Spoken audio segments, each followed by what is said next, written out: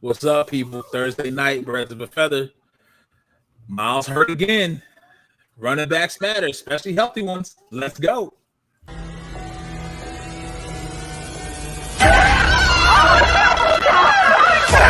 Let's go.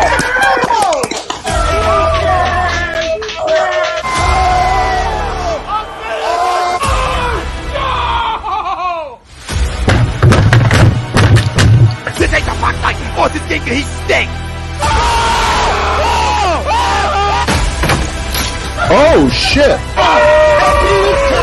It's gone.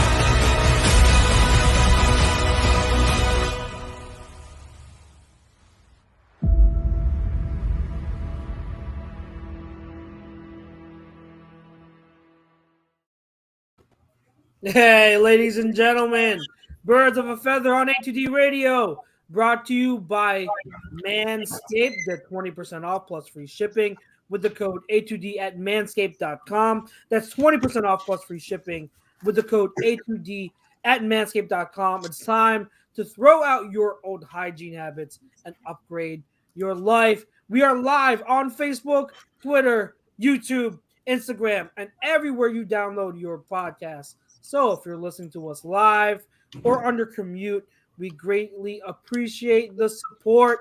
It's your boy Chucks here, along with my fellow guys, as always. To my left this time, Mr. Nate Money. What's good, brother? What up? What up? What up? Below him, we've got Pete, the original OG Pete, Mr. Pete Evans. What's good, bro? Cool, man. I see you like to keep the colors on one side of the screen. I see that. Don't think I ain't peeped that. You know what's funny? You stacking this up like like Dolce de Leche cookies out this bitch. This fits what we were talking about pre-show. This motherfucker said the colors. We outnumber. I ain't saying shit. Young is the minority. Good man, Peter. Good man. Don't jump in that. Leave that alone. Oh, I'm on the back. and then below me. I felt like that was borderline racist. He said the colors. You got listen, we would take advantage of the shit I can say. I can't say much and everywhere I gotta hold my tongue, boy. God damn. Below me, of course, is the one and only Pete Young. What's up? What's up? What's up? Nice jersey. Is that Hurts? Yes, it is. I bought in. I'm all in. Wow. You right in? Yes. The world's biggest Jalen Hurts hater on A2D is bought in. I cannot wear any jersey that's somebody that's younger than me. I will never do it. I know That's you've said weird. that plenty of times. I can't do it. How old are you? 40. I hear you. All right, guys. So we've got some stuff to talk about, as usual. We're going to talk about the latest injury to, oh my gosh, what a surprise. Mr. Miles Sanders is injured again with another hamstring injury. We're going to talk about it. We're going to talk about the Eagles' need at running back. Is it even more dire now than before with his injury and him missing reps for the rest of preseason and training camp? We'll dive into that. We'll talk a little bit about what we've heard from the first day of joint practices between the Eagles and the Browns.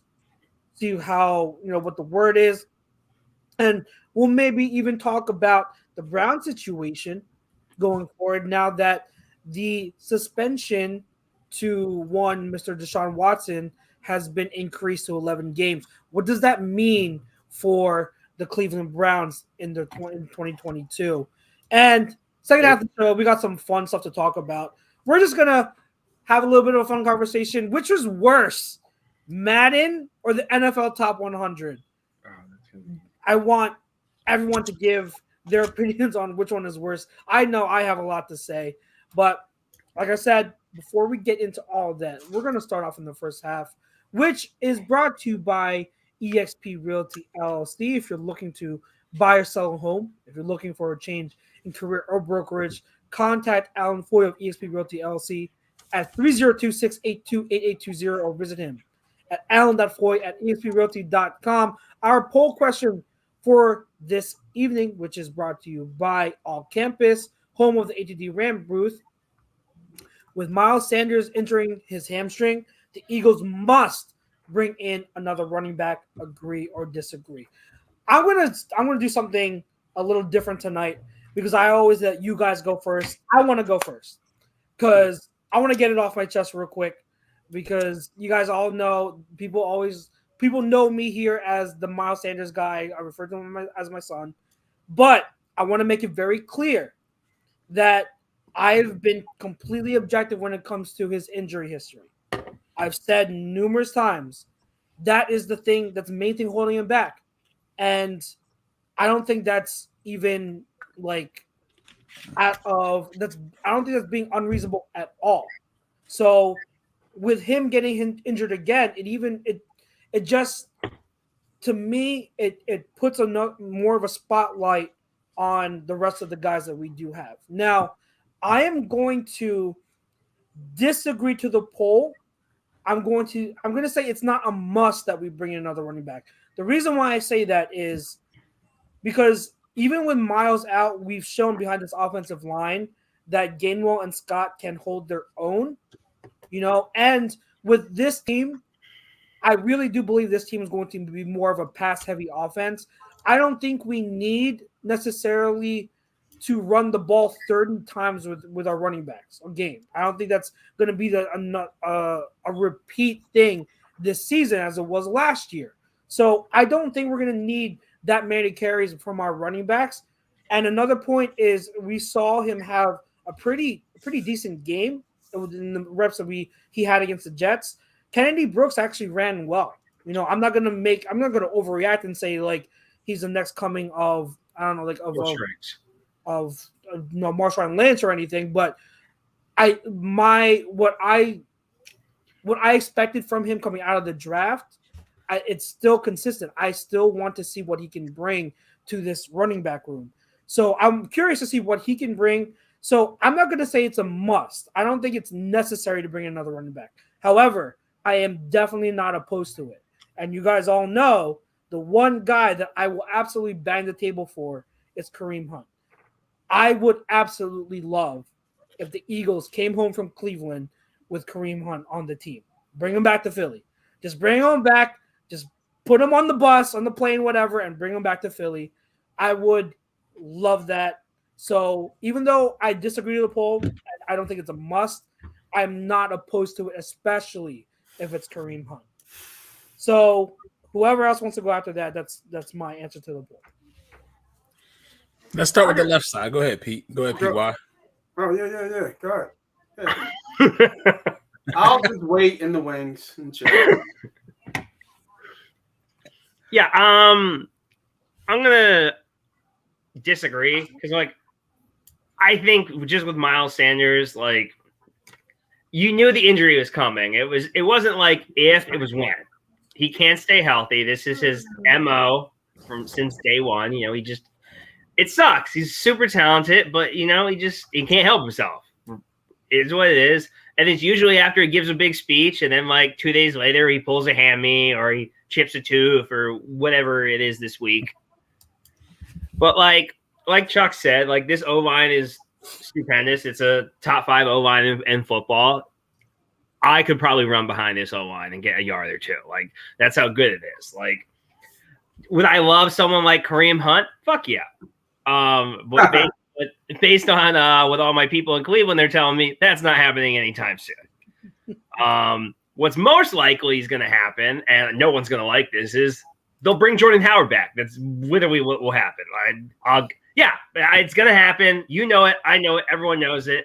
The second he gets signed by 2 other teams, and then the second Miles Sanders got hurt, you just know they're not going to give significant running back carries to Jason Huntley as much as I like him, or Kennedy Brooks as much as I like him. They're just going to go back and give what was working last year another shot as long as Miles is hurt. So massively disagree. Massively disagree? Well, I massively agree. I've been talking shit about Miles Sanders for weeks. For absolutely weeks now. I said this shit was coming. I said he's I don't want to say he's washed because he's so young, but there was something missing from him. There's that it factor. Whatever that is, he ain't got it. So absolutely, I agree to the poll. Absolutely, 100 times over, I agree to the poll. This, from a talent-wise, he makes this backfield dynamic. Without him, where are we playing? And I disagree that I think I saw Tom with a comment and said something about we have a running quarterback. I mean, they don't want him to run. That's who he is. But they don't want him to run like he did last year. Now, Kenny, absolutely. But I don't want my quarterback to run. I want to be able to hand it off to probably the best offensive line in the NFL, right? They absolutely need a running back. I don't want to say a bell cow, but a lead guy, because Scott and Gainwell are not enough. And whoever you want to put in there, Howard, or whoever else you want to put in there, they're not enough. They are not enough. You have to be able to hand the ball off when it gets deeper in the game. When it gets deeper in the game, one, to finish the game. And when we talk about playoffs, in playoffs, good defense and run game win you championships. You got to be able to run the ball in the playoffs. They definitely need a running back, somewhat of a lead guy who's been a star, who can get you those tough yards and maybe put a little bit more dynamic in there. So I think Gainwell and Boston Scott are nice, like scat kind of change of pace, but they definitely need a lead dog. It's not going to be the committee thing doesn't work, because usually when you see a committee, there's usually a lead guy, a guy whose talent is better than the others, not like three guys who are all the same and kind of somewhat interchangeable. And I mean, it's a shame. I want the brother to do well. I don't wish any harm to him, but I've been saying this shit for well over a month. My show, this show, whatever show I get a chance to talk trash on Miles Sanders, I'm talking trash on Miles Sanders. He just don't got it. He just don't. And as soon as he opened his mouth, as soon as he said some shit about respect, I knew it was over. You knew it was coming. He should have never said anything. Has he ever had a year when he didn't say shit? If he had a year when he didn't say shit, I bet you he'd ball out. But as soon as he opened his goddamn mouth, talking like he's the best running back in the goddamn league, you knew it was a wrap. You knew it was a wrap. Himself. But that hamstring gonna linger, boy. That thing gonna linger all year, unless they hold him out for a couple weeks and even into the season to hold him out. But that thing gonna linger if he try to play week one. I guarantee he's frail. There's no other way to say it. Great talent, but he's frail. It's that weak Penn State stuff. So I can leave my brother on the island above me. I really could. But damn it, that's not what we're doing. We're gonna stick together on this one. we're gonna stick together on this one. Oh, I massively agree to the poll. And here's the reason why. Nate said a lot of things, poignant injuries. The thing that made him so explosive with this backfield is at any given time, he could take it 75. He could take it 65. He don't score though. I know that's it, but he could put up. He go 95 yards and get fucking hawked. What the fuck is that? But then you get 3. But now I'll say that to say this, just equates our point. No one else on the roster can do what he did, and even he didn't do it consistently. You see what I'm saying? He's still the most talented running back on this team when all things are considered and you take injuries out of it. So now that you take that away, don't sell me on, listen, I like Kennedy Brooks. Don't sell me on Brooks. Don't sell me on Gainwell. You feel what I'm saying? Don't sell me on Boston Scott. I still sell you on Brooks. I love Brooks. So I still sell you need somebody. You need somebody in here who can do that home run or put you in a position quick with an explosive play. I think Gainwell can do it on screens. I think he could do it with the passing game. Scott can do the same thing. They're very similar in my opinion. Maybe Kennedy Brooks can show me something, but knowing Howie, if he has the opportunity to bring another veteran running back in here or make a trade for one, I think he definitely needs to look at every option and potentially do that because, like Nate said, we all dealt with hamstring injuries in the past. That shit's going to linger for the whole season. He's never going to be right again for the rest of the year. You're not going to get 100% right. And now, I feel bad for the brother because, like I said, I want to see him get his bag. This is a contract year for him. But listen, your team right now, everything else considered, right? Everything else considered, when you look at the offensive side of this football, outside of Jalen Hurts, who's even slowly winning me over, and I have something to say about that. I won't get his jersey, but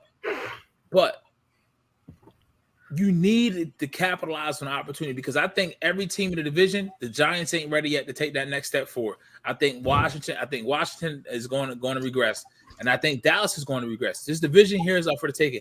But more importantly, what's not being talked about, this conference, there is no clear-cut team in this conference at the top, in my opinion. Green Bay, Rodgers has to deal with the loss of Devontae Adams and getting in touch with those wide receivers. Trey Lance has to prove it.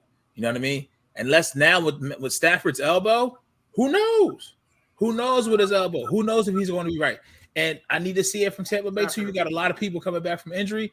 And listen, Tom terrific, I get it, but I'm not sitting here saying we're going to be the number 1 seed. But you have to do everything possible to get there. You feel what I'm saying? So I definitely agree to the poll. I don't know where it's going to come from. It doesn't sound like it's going to be with Kareem Hunt because guess what? They need him and Nick Chubb for the next 11 weeks. I'll tell you that.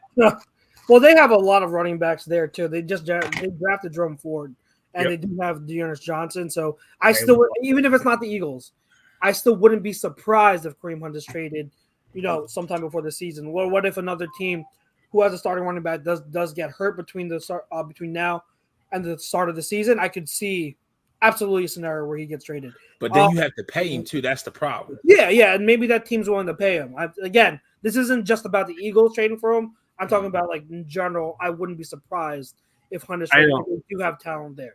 Now, what I will say, everyone brought up the hamstring injury, how it's going to linger. I will be fair and say I disagree to that because in 2020 he did injure his hamstring, just similar time frame. It was early on in the preseason. He missed week 1, came back week 2, and here's his stat lines for the next few games. 20 carries, 95 yards, 18 carries, 95 yards. And he had a down game, 13 carries, 46. Next game he had 11 carries, 80 yards. Next game he had 9 carries for 118. And then he missed the was that the stretch when the Steelers games was one of those games? This was 2 years. This was the bad season with Carson's last season. Yeah, that's what I'm saying. Was it? I think one of those games that Steelers game may be the one that he went 9 and 118 because he had a 75.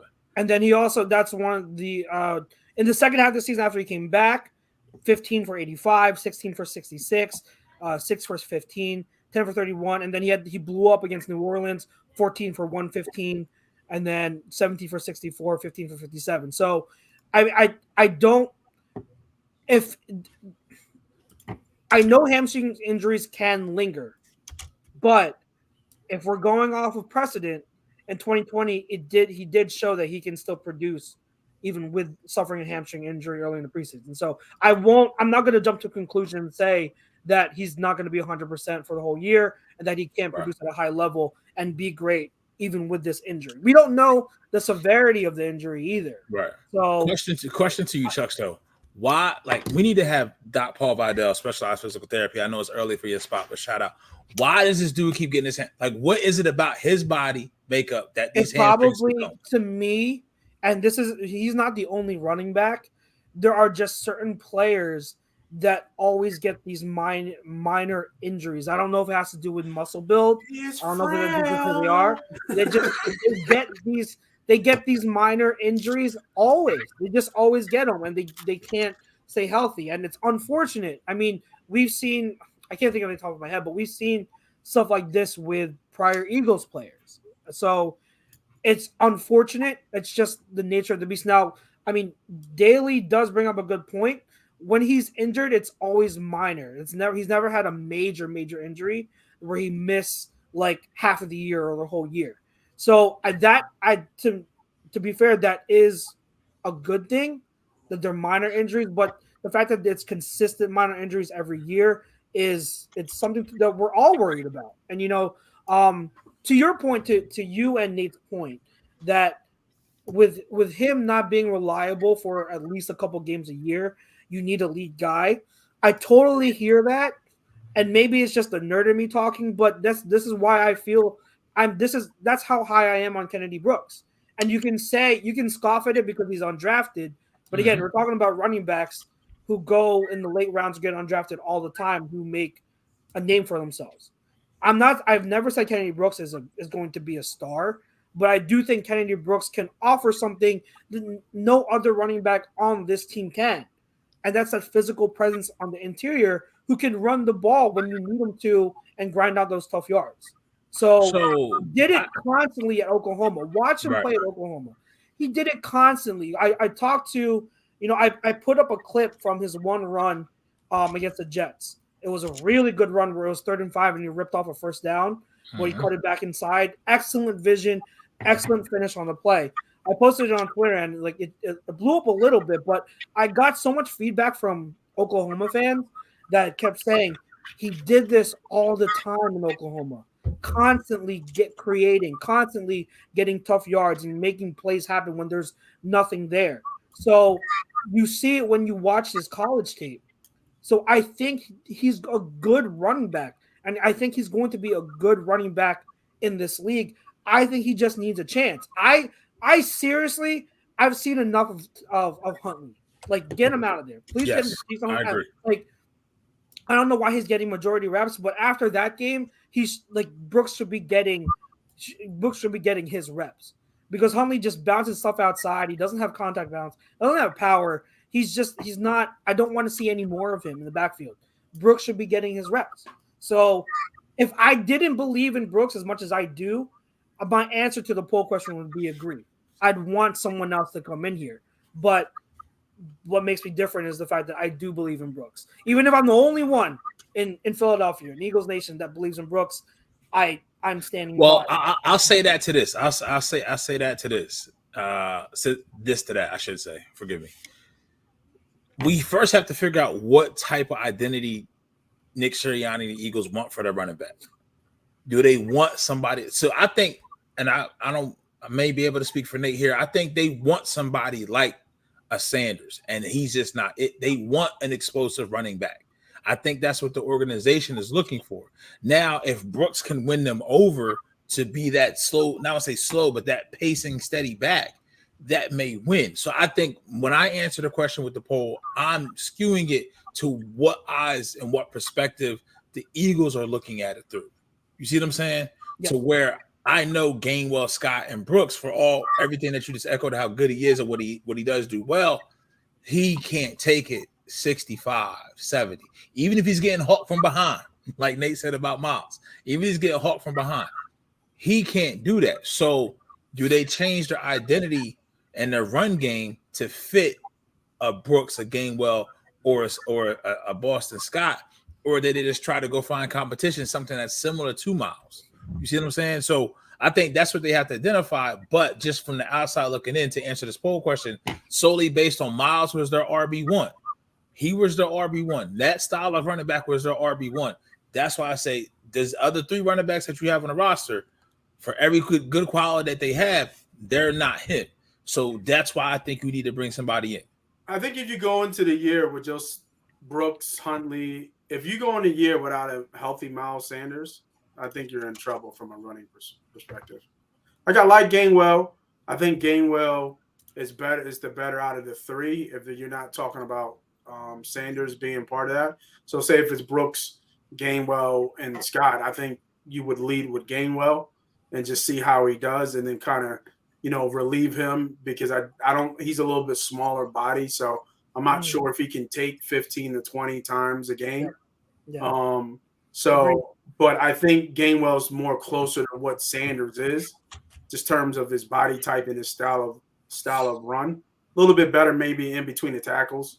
Just a natural feel. That's weird saying that because he's a smaller guy too. That's crazy to say that. Yeah, just maybe just a better feel for setting up his blocks than Sanders is. Yeah, better. You know what I mean? But I wasn't watching the Jets game. I was watching the Phillies game, so I don't know what Brooks looks like.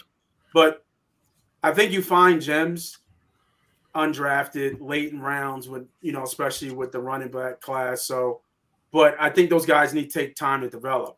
You don't really see an undrafted or a late round running back, and I don't say late round, I mean like 5th or 6th round running back kind of come in and like be the lead guy and kind of show that he's a capable starter. I'm saying star, not saying all pro, just a capable starter at the running back position. There's a reason why those guys go late like that is because their talent level is not on par with some of the other top tier of the running backs.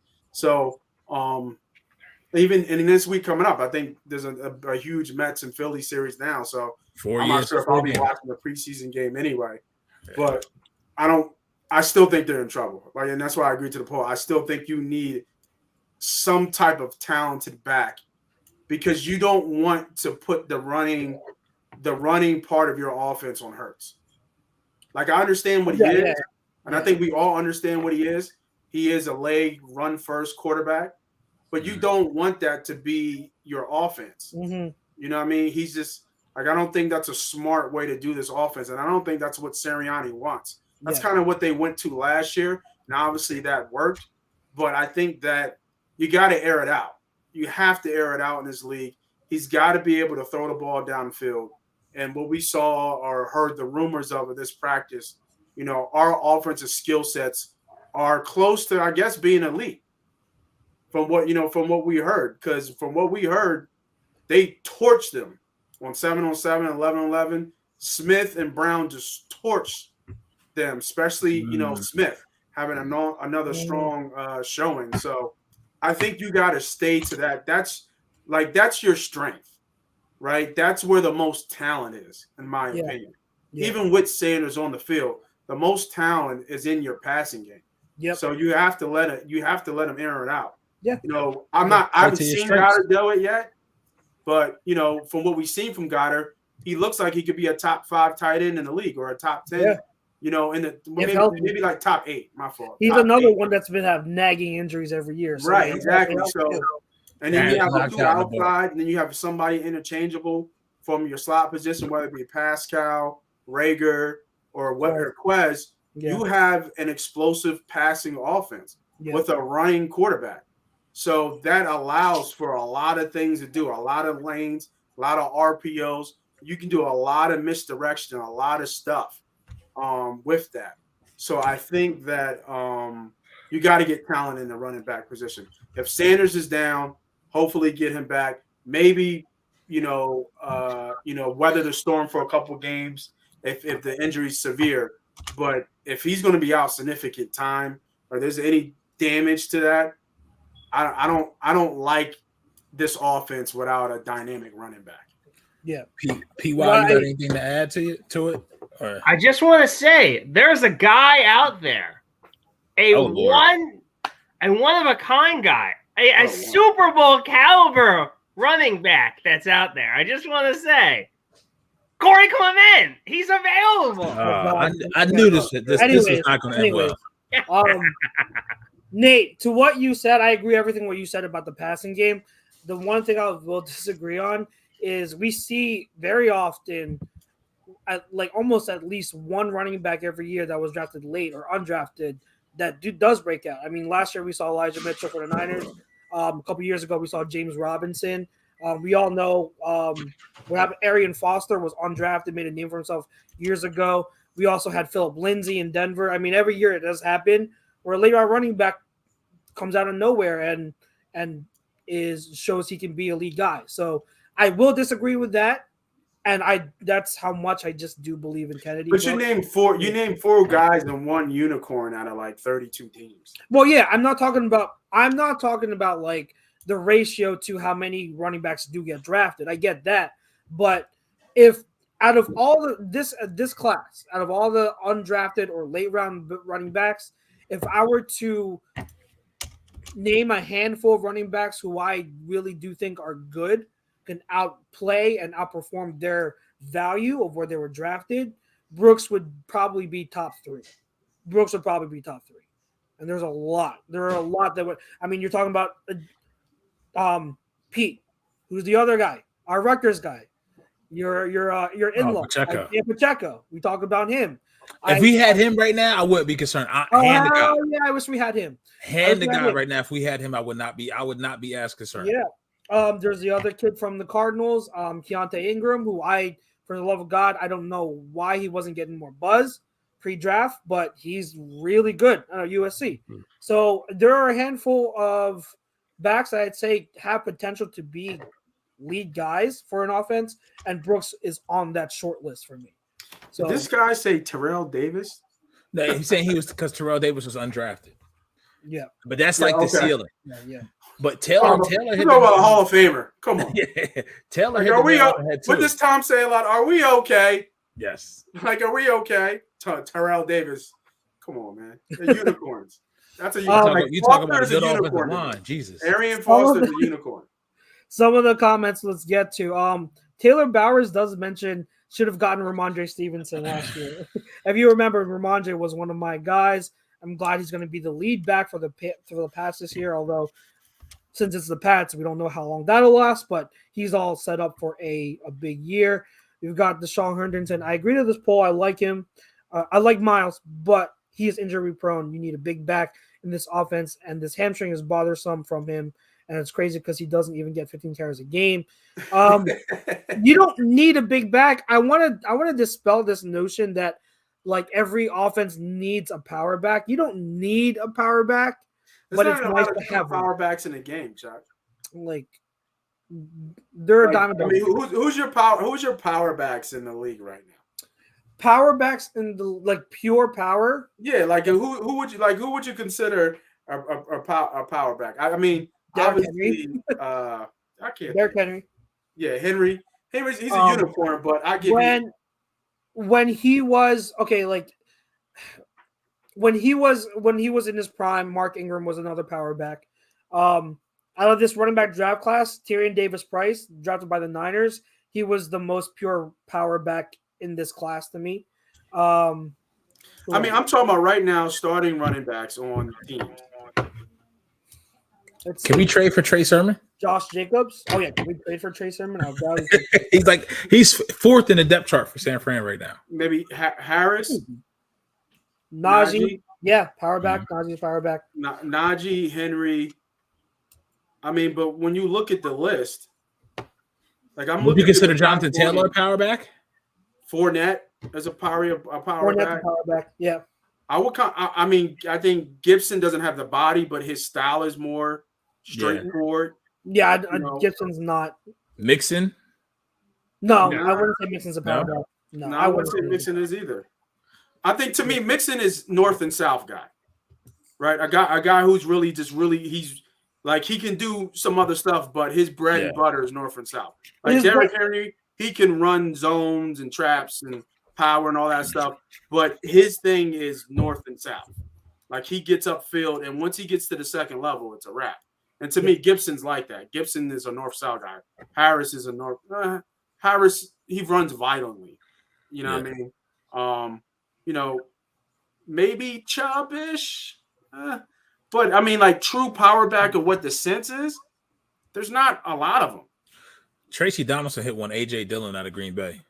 Yeah, but but that's what we're saying. We're at max maybe 4 guys out of the top 20. It's just like that mode of a power back. Yeah. James Conner. James Conner, solid guy in Arizona. So he's another one. But yeah, like he's a free agent right now. He's not signing, I don't think. Teams want that explosive runner. They need someone who's more explosive. I mean, that's the game today, right? It's explosiveness. You want to turn a touch into points as quick as you can. And that's what I think, like you said, that's where I think the explosive style running back comes from. Because granted, we want to air it out, right? That's where our skill set is. But if we can hand the ball off to a motherfucker from 30 yards out and score 6, I'm trying to score 6 as fast as possible. And I want as many ways on my team I can do that shit. This is why, like, I get so annoyed when, like, I feel like Philadelphia Eagles fans, they have like they're so fixated on certain things, and one of the things is, we need a power back. Like a power back is the best type of running back. Like, I don't know where that comes from, but I totally disagree with that. To me, it doesn't matter what style of runner you are, just as long as you're freaking good. Like, there are different ways to be a great running back. You don't have to be strictly one way or another. And just because you're a power back doesn't mean you're better than everyone else. Like, I never understood where that came from. Taylor Bowers does talk. He does give his thoughts on Brooks. He says Brooks, very patient runner, especially behind our own line. He'll have a field day, but he's got to get rid of that 40-something number It drives me nuts. Absolutely. I said that too. I was like, yo, please change his number. 49 is one of the worst numbers to give a running back. Please change that number. If he makes the roster, give him a different number, please. Put him in give him like a 30s or something. Let's see what other SJM 86. What's up, fam? He says, listen, I disagree with the poll. Miles has a lot to be desired concerning his injuries. I think he gives us 15 healthy games with great production. Paul Mancini says, don't be surprised to see Marlon Mack added after cutbacks. Is Mack going to get cut? I haven't been following him, but that could be a name that if he does get cut by the Texans, because Pierce is going to be the starter there. I mean, I called it. When he got drafted, I was like, oh, yeah, he's going to be starter. And he's tearing it up. So if Mack gets cut, I could see that coming. I wouldn't be mad. I mean, you're talking about another guy but that's not a power back. Mack's not a power back. He's a speed guy. He's a one-cut speed guy. So he's like a slasher. SJM says his style Marlon Mack's style is similar. Sorry to cut you off. It's similar to Sanders, in my opinion. Yeah. He's a slasher. He's a speed guy, and he's another one who, when he came out, he was horrible when it came to running between the tackles. He bounced everything outside, but he learned how to be more patient. He's another one who got better at running on the interior. So I like that about Mack. But yeah, he's not a power guy. Miles will get spelled by Gainwell. I'm still up on Miles despite the injuries. He has added incentive to play healthy with his contract in mind. Eagles scouting department will be working to find more. Don adds that James Robinson was pretty good on draft running back. Yeah, I added that. Angry Bear says, I don't care. I just want someone who will truck a linebacker for 5 yards. That's your typical Philly fan. Yeah, typical Philly fan. That's your preference. Like, I don't understand. Like, yeah, you would truck a linebacker for 5 yards. You get like 3 yards a carry, right, consistently. But when you need a big gain, where are they to be had? Like, when you get a power back who doesn't have explosiveness at the second level, and they get caught from behind for 5 yards instead of being able to take it for 15, people don't complain about that because it's a power back. Like, I don't get it. See, that's where it comes to, like, Angry Bear's next comment. You'll get to it in a minute. Is where a power back in certain situations works when your team is up. When your team has a lead, that's why I said the Eagles have to identify what they want. Like, you can have a power back, don't get me wrong, but I think in the way that we're talking about a power back and how Angry Bear's talking about it is you want your power back to be your number one. And that's why Nate ran down that list. There's a lot of teams that have power backs, but what is the power back the best? Is the RB1 on the team? I don't think there's a lot of teams that do have power backs. I think it's the other way around. Or quote unquote, and what they say switch it up is from their thunder, lightning, whatever. I mean, it may be not the power back in the typical sense, but for that team, that may be the one that gets the goal line carries. You know what I mean? Like, hell, our power back last year, if you look at goal line carries, it was Gainwell. It wasn't Sanders. It was Gainwell. Yeah, you know what I mean? And those two equal a power back, right? Because I mean, if you think about the three, right, you got to think that Hurts is going to get some rushing touchdowns down there, and then if you think about Scott and Gainwell, if they come close to what they did last year, between the three of them, they'll probably get somewhere between 7 and 10 rushing touchdowns. Yeah. You know what I mean? So, I was looking at people's depth chart. I thought one was interesting that could probably come treat with Sony Michel. He came on pretty good. He's a hard-nosed runner. He's patient. That's the one thing I like about him. He's really patient. No more than probably like a 5th or 6th round to grab him. Yeah, I don't think they're good. He's in LA right now, right? No, he's in Miami. It's Miami. Oh, Miami signed him? Yeah. Well, he signed in Miami, so he running backs. Yeah. Miami's got Chase Edmonds, Sony Michel, Raheem Mostert, just the top three, and then plus they still retain Gaskin. That's 4, like right off the bat you can think of. Well, I'm just thinking about that contrast. Like, Sony Michel's style was a nice contrast to like Scott and Gainwell, in my opinion. Yeah, slasher. Type of guy. Like he runs with a little bit more patience, a little more power, and the other guys are more slashers. Kind of more speed guys. So Paul Mancini says I could see the Eagles trading for safety Eddie Jackson, for the Bears who need O-line linebacker help. Is everyone just like leaving the Bears? Like, I mean, they need help for Fields, man. Justin Fields is running for his fucking life. Yeah.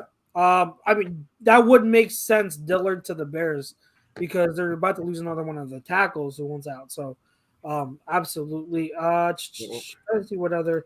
Greg Moore says, I was at the Eagles-Browns game, and Hurts looks like a completely different quarterback. I don't recognize. Was he at the practice today, Greg? Games.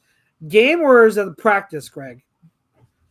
I'm assuming he's talking about practice. Yeah. But I don't know. I'm not sure. SGM, we already had that comment. Trying to catch up on stuff. Yeah.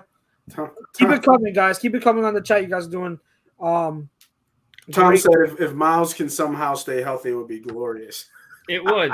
It would. Just not happening. I don't. You know, I think we Right. all. If it was a perfect world, it'd be great. I also think like people overrate the whole power back thing. Like I understand like Philadelphia, they like two things. They want a gritty, hard-nosed guy to truck people, and they want motherfuckers blitzing each other on defense. Okay. They want the Buddy Ryan bullshit, like, which is fine. But like I don't give a shit about power backs. Like it's not 1994 anymore.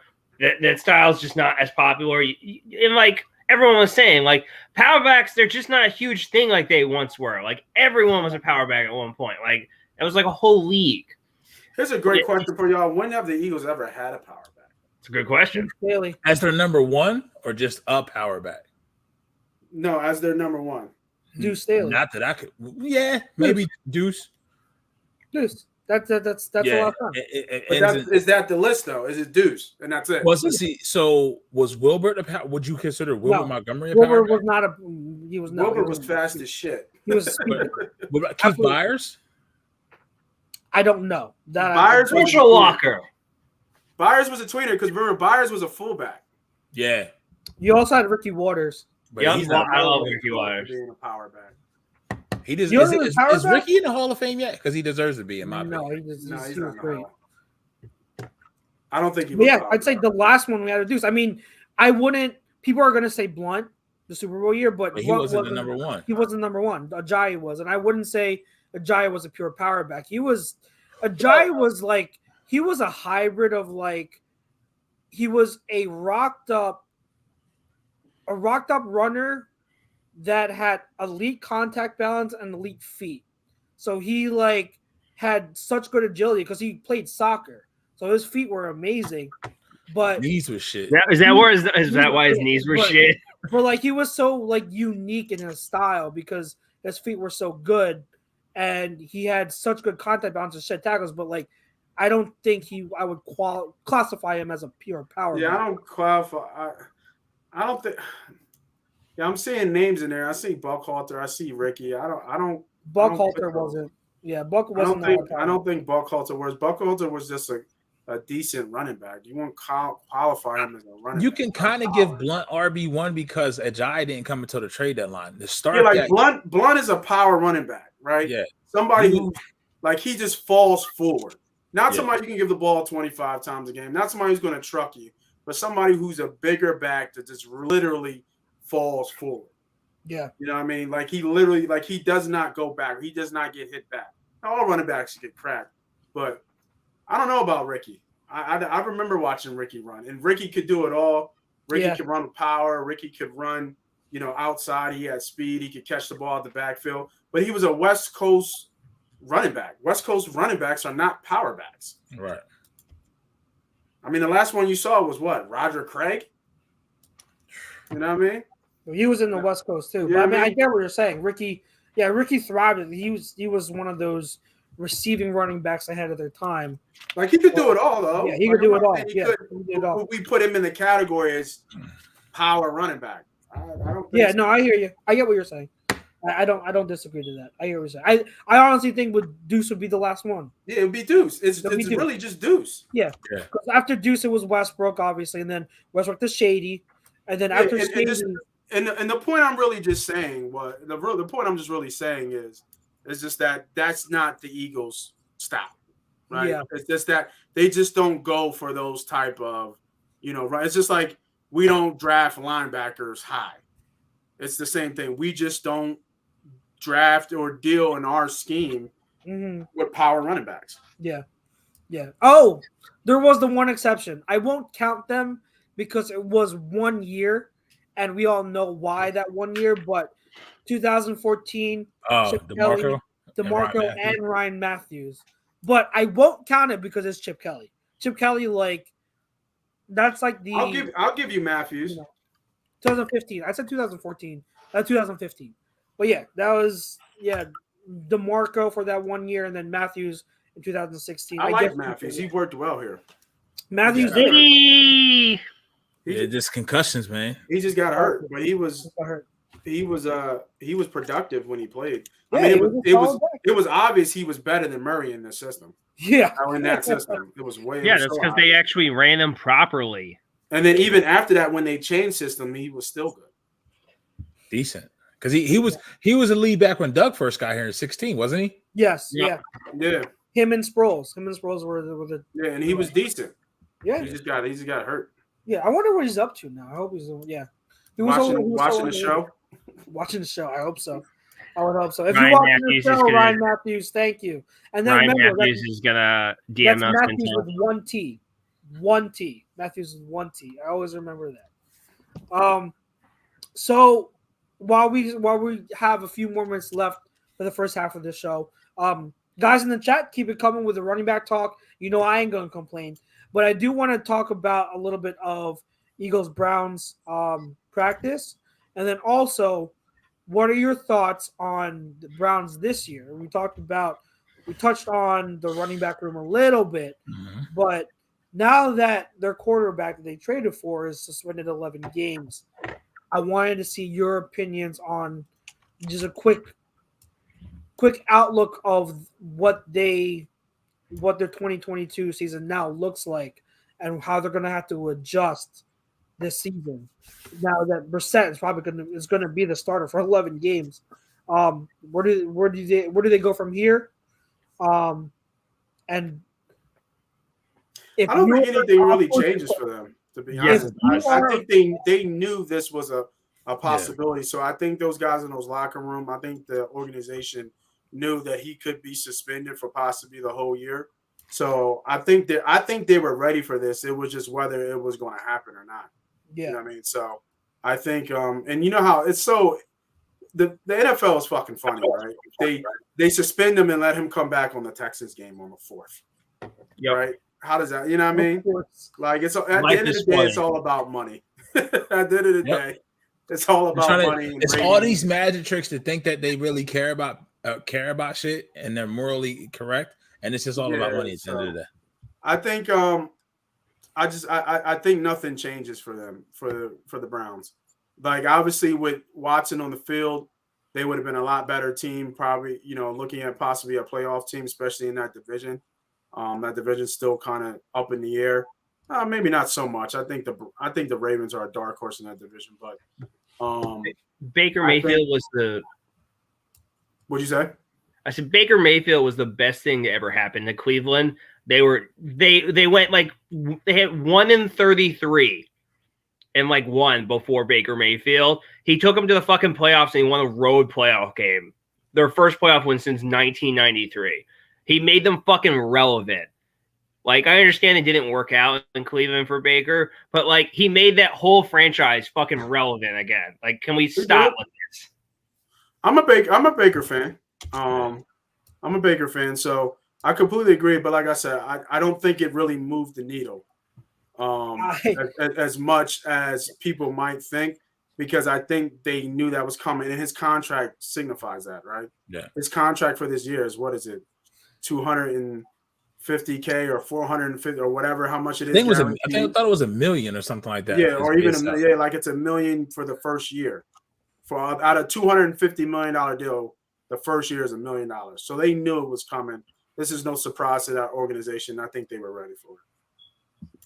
So I have a counter argument to the whole Baker thing, and I like Baker. This is not a trash Baker thing, but I actually would argue that the Browns' success and return to relevancy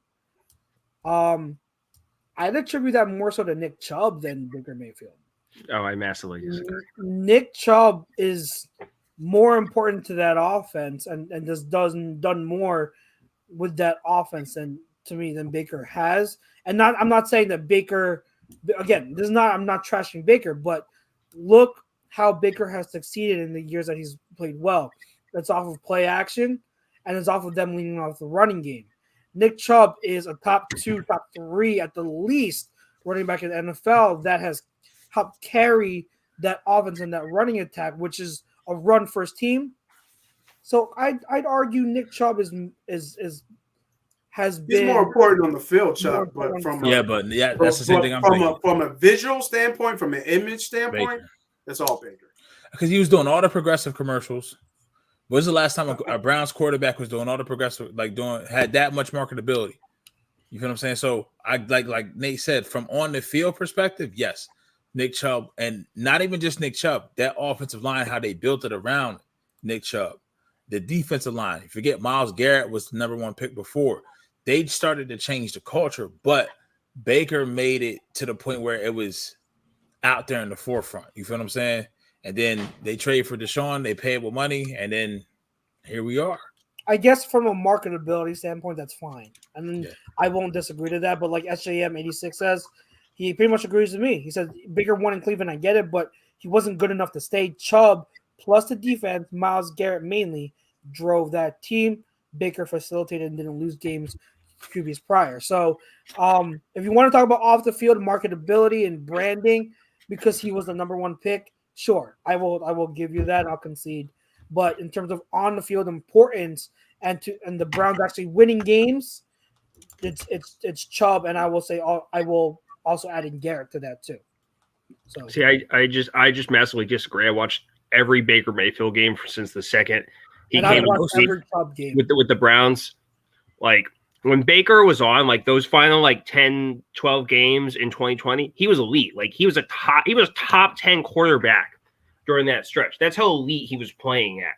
Like when he was healthy, not to mention going into 2021, he was healthy too. Prior to getting hurt in the Texans game, he was going in fucking shootouts with the Chiefs and the Chargers. Like he was that good. And then the second the injury happens, it all goes down fucking hill for him. I want to know why the Browns organization didn't just sit him for the rest of the year and be like, all right, cool, we'll run it back next year. Again, Baker played well. I'm not saying he sucked. Baker played well, and because he's a quarterback, obviously he's going to have his level of impact on the team. But in terms of importance, you want to take Nick Chubb out of there because you say you watch every Baker game. I've watched every Chubb game. So y'all watch the same Chubb game. out of there. What does that offense become? They had Kareem Hunt. They had Kareem Hunt. Like it was just as good. Yeah, I understand that. And so if you want to add to that, I would say Kareem Hunt is just as important as Baker. Yeah, that running game was quintessential. And running game and that offensive line, again, they're a run first team. Their passing game is successful off play action. That running game and defense is what really got them on the field to win games. Again, if you want to talk off the field and marketability and branding, then I concede. Then yeah, sure, it's Baker. But I will not, just because he's a quarterback, I'm not going to give Baker the credit of being the reason why they were the main reason why they were winning games. I think somewhere halfway through last season, the Browns said, listen,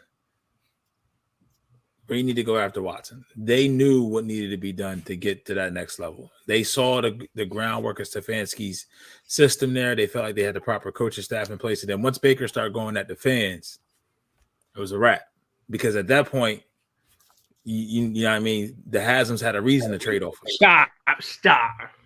You feel what I'm saying? In their mind, they justified it. He's kidding with you. You feel what I'm saying? So yeah.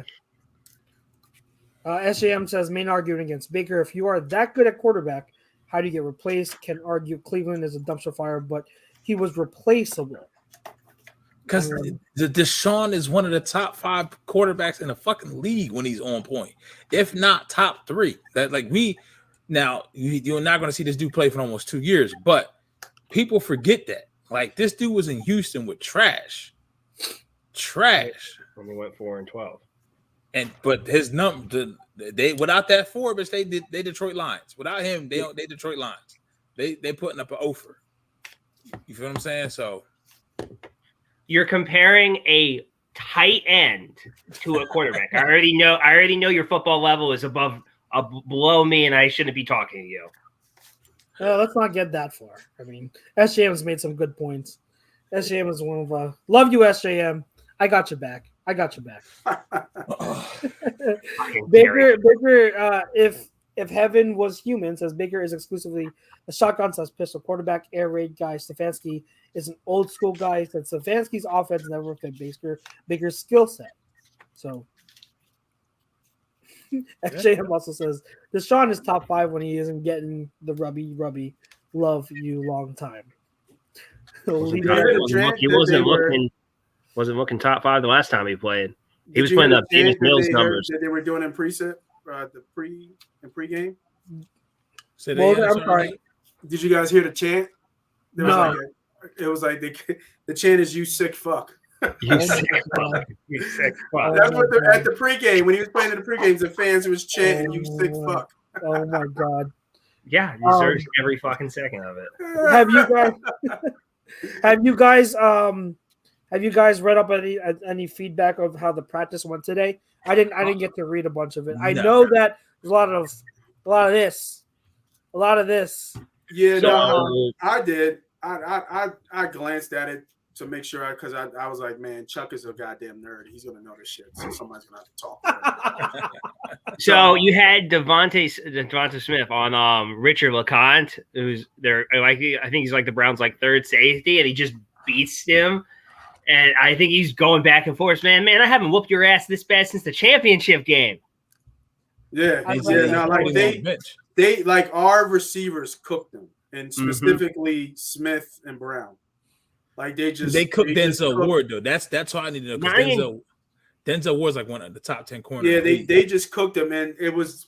I guess it was somewhat telling because like people saying that the Cleveland Browns I think were 5th against the pass last year.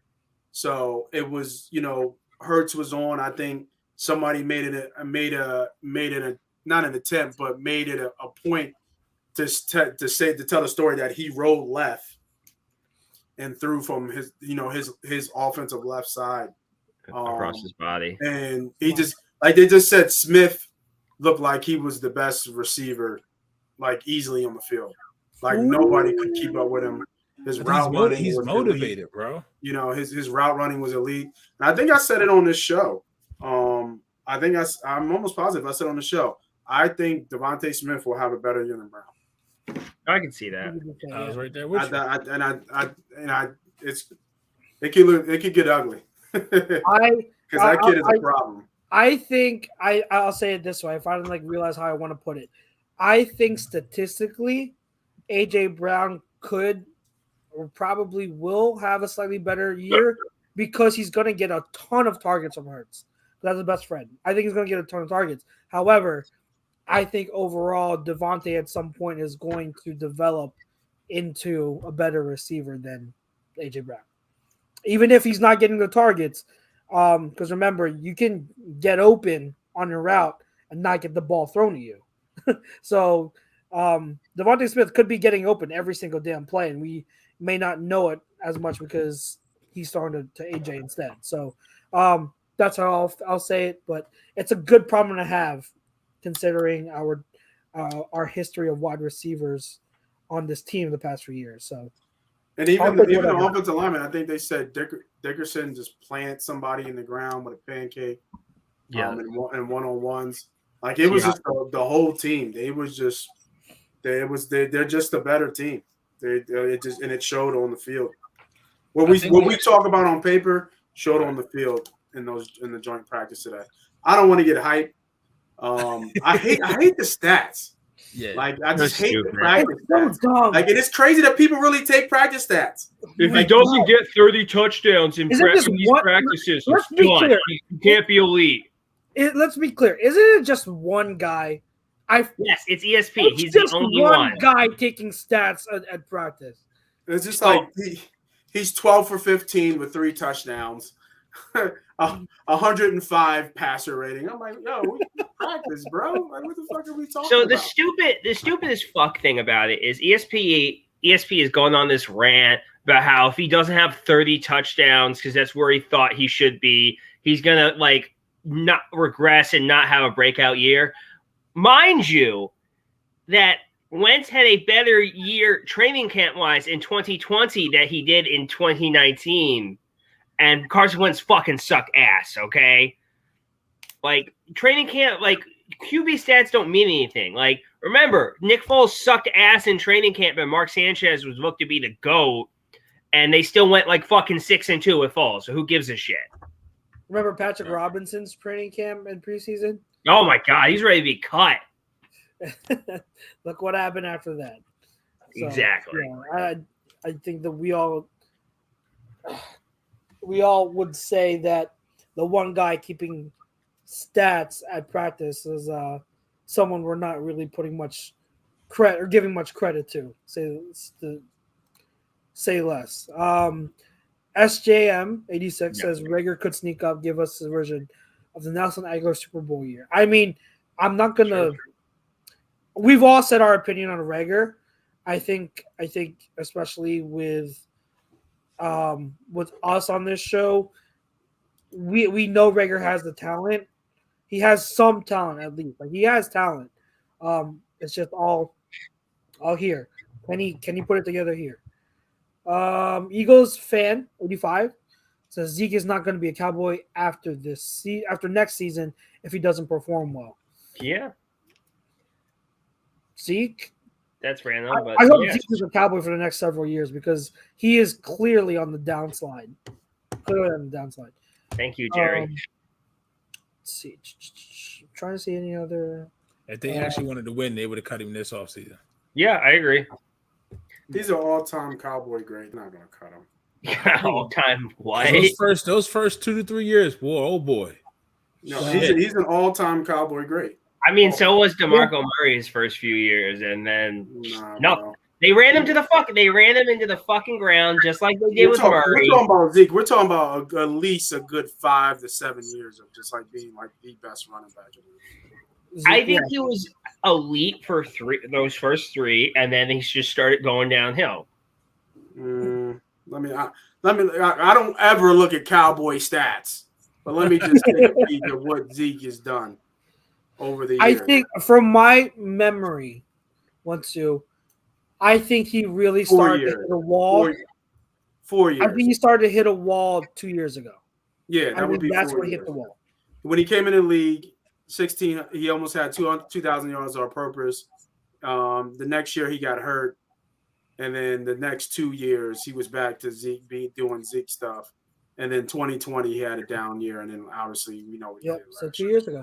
Yeah, 2 seasons ago. I feel like he's been in the league longer than he has. Yeah, it's just been since 16. 16, yeah.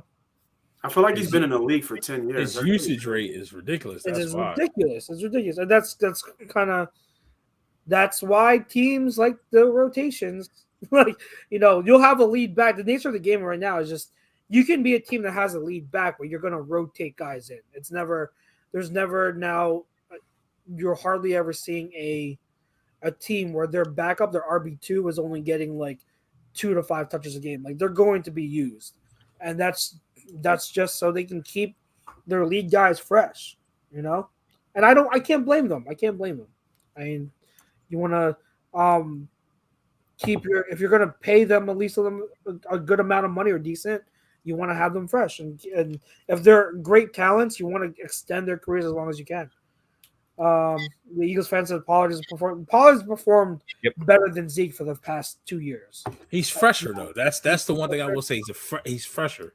He doesn't have all that wear and tear on his body. Yeah, they haven't had him rushing like 300 times a year and like 150 targets a year. Yeah. Now that you think about it, Pete, I think I actually might side with you. Like he had his first 4 years were pretty elite numbers, except for the second year he was in the league and he got hurt. But those 3 were absolutely crazy. But if you think of it, if you think about it, he might not even see 8 years or 9 years in the league. Yeah. Yeah, So they who then had the better? Okay, not because DeMarco obviously had success after he left the Cowboys because when he went to Tennessee, he was still really good. Who would you say? Look, because I'm not looking at the stats right now. Who would you say had the better Cowboys career, Zeke or DeMarco? I'm looking. Oh, I think DeMarco played in bigger games because I think they made it that 1 year. Didn't they make it to the second round with They DeMarco? win a It playoff would game. be Zeke. It's They won a Zeke. It's Zeke. It's Zeke. Okay. I think Zeke's performed better in the playoffs. Yeah, well, Zeke just performed better overall. He's more Overall, consistent. okay. Yeah. Okay. He's more consistent. Okay. DeMarco's big year was that 14 year. He had 1,800 yards rushing. Yeah. And that's when he exploded. But before that, it was 900 yards, 600 yards, 1,100 yards. Then he had the 1,800 yards, and then he went to Philly. He only played in Dallas for 4 years. Yeah. Wasn't the 14 year? Wasn't that the year that I remember Dallas went and they beat Seattle in Seattle that year on the road, and that's when like Seattle was like fucking untouchable. Was that 14? Then that was 14. Was that 2014? Then it was a 14-15 season. I'm gonna stop looking at Dallas stats. It made me feel dirty. And I know DeMarco had either 1 or 2 really good seasons with Tennessee too. So I know that was kind of his resurgence, and then he fell off after that. We got somebody, I do think somebody who just came home, Chuck. Jay just came home. We know what that means. Jay? Yeah. Just got the pen today. Oh. And watching us. Ooh, welcome. What happened? Just when I want to do when I get out of jail. He just I came just home. got out the pen today. That's what's up, brother. Welcome home. Welcome back to Crazy Society. Welcome home to Go get laid. Go get some seriously, like God bless you. Happy to be out, but go get some pussy, man. Seriously. Hit up the Sean. Tell him where he'll tell you where to go in Philly. But go get some cheeks, brother. Yeah, exactly. Hit up James Harden. All right, gentlemen, let's transition over to the second half of the show. Those who are listening in, if you still got more to contribute to our poll question about the Eagles running back room, if you want to contribute anything about the Eagles, their practice with the Browns, anything about the Browns and their outlook, definitely keep commenting in, and we'll keep showing your comments down below. But second half of the show, let's get into something a bit of a fun conversation. But before we do, Mr. Pete Evans, can you tell us who our sponsor is for the second half of the show? Fan Up, not down. Once again, Fan Up is the best way to enjoy fantasy sports, daily NFL contests, and more. Win great prizes. Sign up today. Use promo code A2D for 5,000 bonus points, which is a $50 value at fanup.app. But I think that's on Google Play and also Apple App Store. And once again, I shouted them out earlier. Specialized Physical Therapy, Dr. Paul Vidal, and Burlington and Cherry Hill. He's our doc. Make him yours. Go see him if you got any nagging injuries. Be out here trying to be a young boy out here in these streets in the summertime. Pull a hamstring like Miles Sanders. Go see Specialized Physical Therapy. He'll take care of you. Absolutely. All right, guys. So the reason why I brought this up because one, I didn't know what else to talk about this week because we've got some great season previews coming up in the next few weeks. So I didn't want to dive into that just yet. But the NFL Top 100 has started coming out. And we all know that those rankings also are met with a lot of scrutiny for good reason. So it got me thinking because obviously there's another football, I guess you can say, entity that gets met with a lot of scrutiny, and that's Madden. And all players, they look at their Madden ratings and they complain about not being higher up or better overall or faster or whatnot. So it begged the question to me, like, which one's worse? Like, which one is worse? Or like, even if you don't want to say which one's worse, like, what are your thoughts on both? Like how, and like, because I used to play Madden a lot, but I was always more of a 2K guy. I loved NFL 2K when it was out, and I was heartbroken when they were discontinued. I'm heartbroken that you said that. It's always John. It's 2K, man. No. 2K. But what would you do about Madden the game to improve it? And then also, same thing for NFL Top 100. What would you do to this voting system or whatever, this ranking system to make it better? So anyone who wants to dive in, have at it. I mean, I think the top 100 was the coaches, players. I forget who else. And Madden is just like analysts, right, or statistics. Yeah.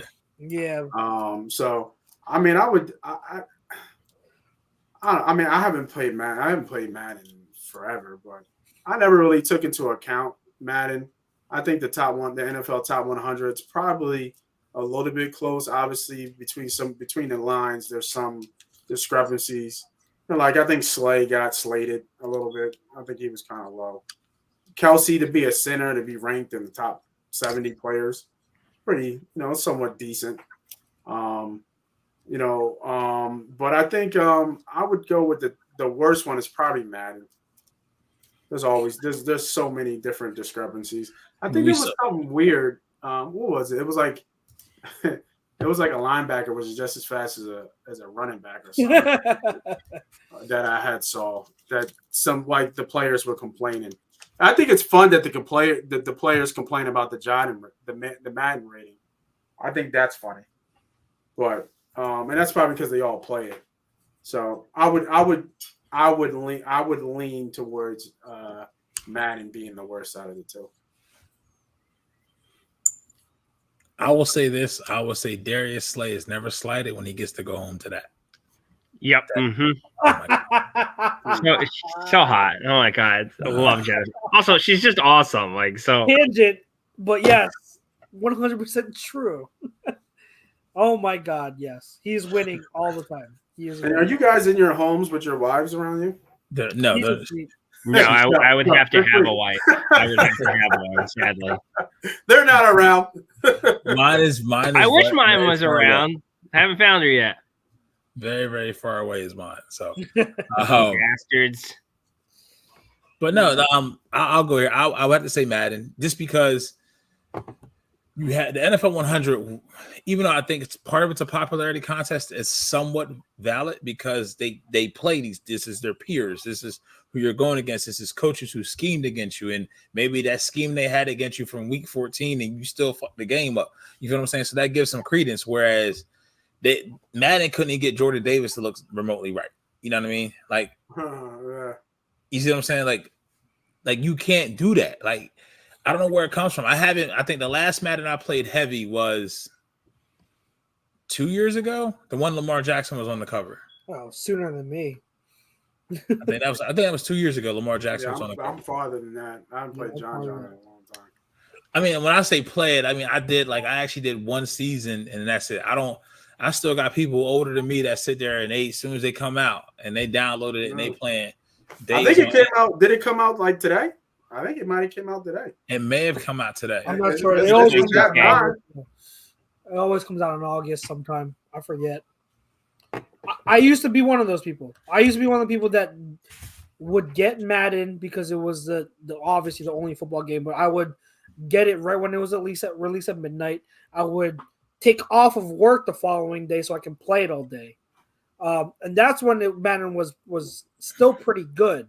But so to answer the question, I'm going to say Madden because I hate Madden. I hate the game now and what it's become. But I will say that the top 100 is still flawed, but I'll get to that.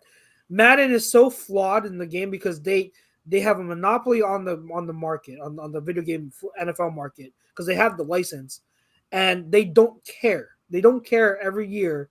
They don't care about improving the game. Like they just don't. They are invested in the Ultimate Team mode, and they ignore everything else about the game. Franchise mode, which is what I would that's the mode I play, or I used to play. Yeah, they ignore it all the time. All the player graphics and player models, they look the same exact as they did 10 years ago. They haven't upgraded any of the graphics. Features, same. It's literally just a roster update. And a lot of the ratings are obviously we've seen they're horrible. Jason Kelsey is one of the toughest players in the whole league. I think that's not anything new. I think we all know that. his toughness rating in the game is 65, and it's been 65 for years. Mm-hmm. So their ratings are horrible. Why? But on the other side, the top 100 is atrocious as well. And the reason why is because the whole voting process again is atrocious and flawed, seriously flawed. Because they ask players and coaches who their top 20 players in the league are, and then whomever gets the most votes, there's a point system to it. That's how the top 100 falls. Players and coaches are biased. Okay, they don't. This is what I think people don't realize. When you're a player, sometimes you don't know how a certain player on another team is performing. You're not as plugged into them because what are you doing? You're busy training. You're busy practicing week to week. You're facing your own division opponents twice a year, so you're going to know more about them than any other teams. So they're not as familiar with teams that are not in their conference, that they don't see or don't play against, and they're biased for the players that are in their conference or the division. So there are like severe flaws with the whole voting system. So even though it's not as bad as Madden, like that's another thing that every year when it comes out, I roll my eyes because it's really bad. They do it though for media, for content. There's no legitimacy to it. It's just to put out content every single year. So I'm more excited for PGA 2K23 this year than I am for Madden. Just because it's Tiger on the cover. Sorry. Tiger on the cover. I'm just here for NFL 2K whenever the hell it comes out. Yeah, it was delayed. Like it was supposed to come out this year, but then they pushed it back. I think they announced it in May, and then they never have come. They haven't come out with another announcement. So I'm eagerly waiting for when their game. 2K5 is still better than any Madden game right now. Yep. I still have it. I still have my PS2. And I forgot they even made football games, honestly. Because they didn't have the license, right? After 2K5, after 2K5, Madden got the license. 2K8. No, 2K5. No, they had a few of them, and they were like Hall of Fame style games.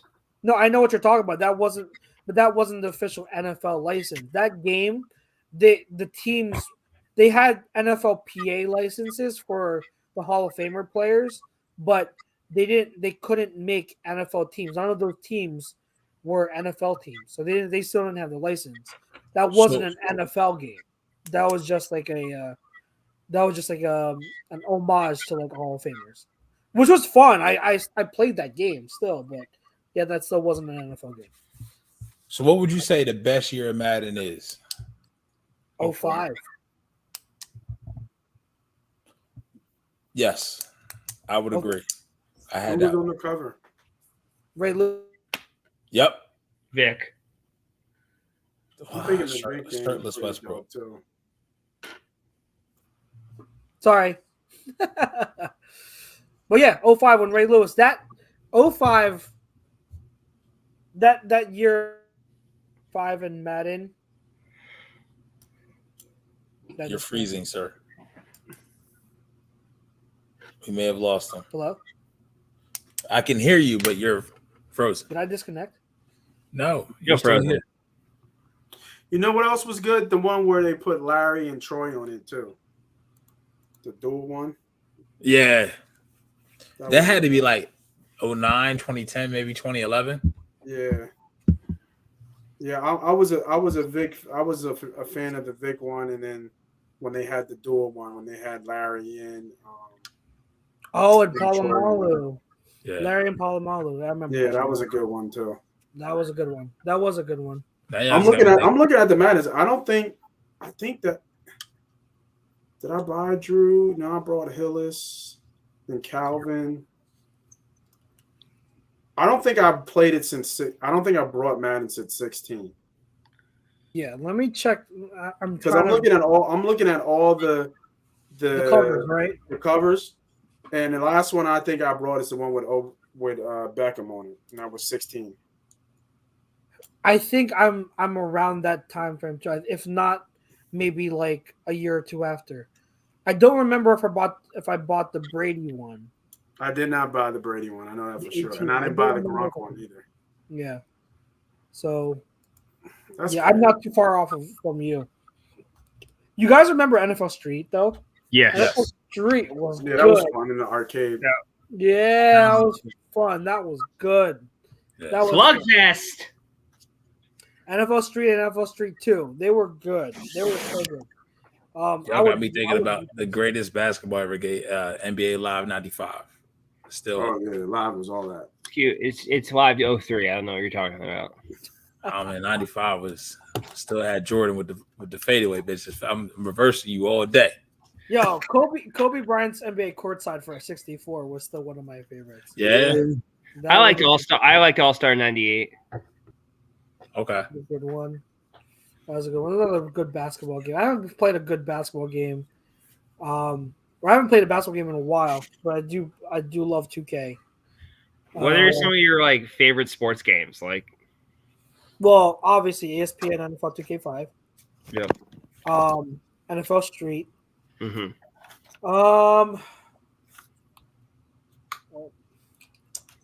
I don't know if you count it as sports. I know people on the station would count it, but I don't even know where this is going, but I don't like it. The wrestling games. Which one? Okay. No Way Here Out. comes the pain. No Way Out. No, I think it was it No Mercy? No Mercy. WWE No Mercy, and then they had WCW Mayhem versus and Thunder. NWO. NWO Revenge. Oh man. Yeah, NWO Revenge I think was my favorite one. That was so much fun. WrestleMania 2000. WrestleMania Yeah. 2000. I always loved Here Comes the Pain. That was always a fun game. Yeah, no, that was That was 2001, wasn't it? 03. 03. Yeah, 2001 was Just Bring It. Okay. Oh, Just Bring It. Okay. What were you saying, Nate?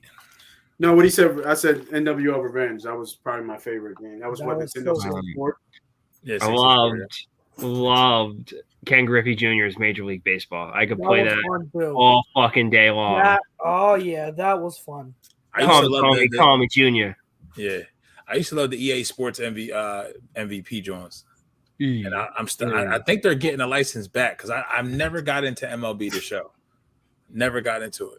I hear that's such a good game though. It is a good game. I don't play it, but it's I played it, but I never brought it. But it is a good game. Okay. Yeah. So like, it brings up an interesting point. I don't know if we're just older, and so like we think back to like the older games, but like, has the realism and all the new features and all the games being, striving to be more real again. You're chopping up again. Sorry.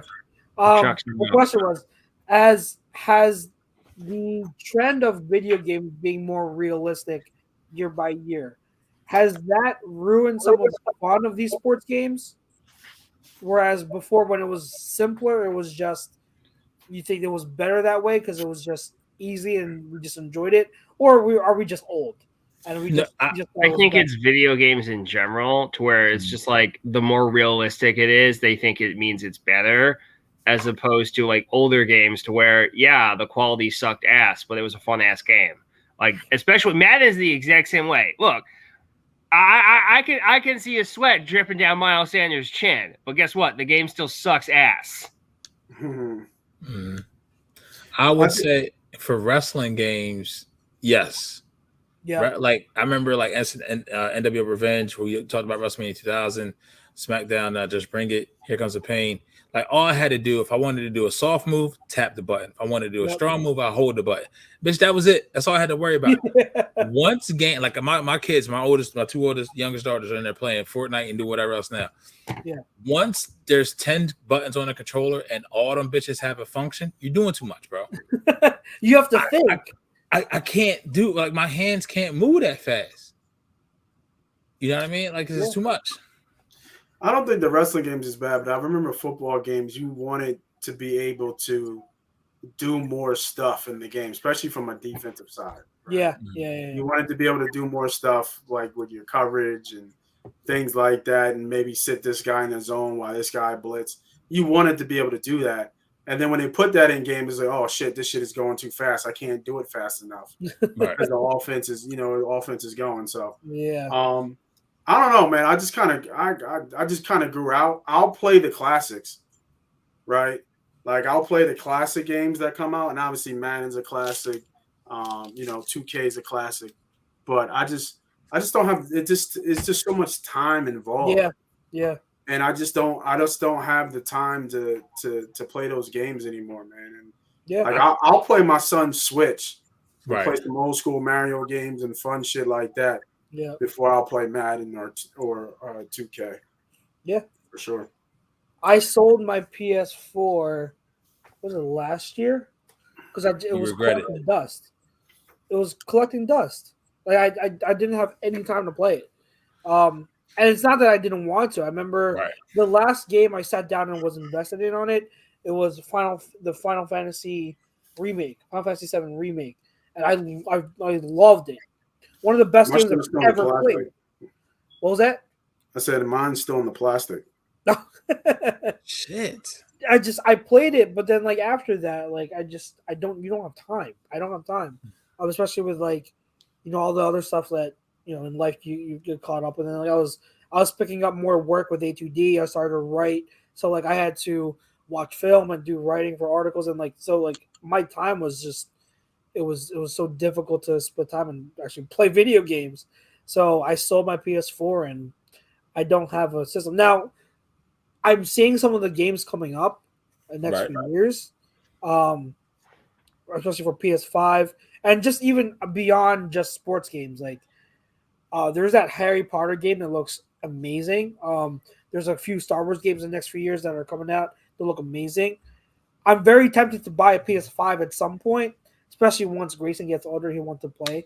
But yeah, right now I just don't have time. I know for PS because so I have an Xbox Series X and I have a PS5. I have both. Nice. Between them both, I've probably spent 16 hours in almost 2 years since I've had them.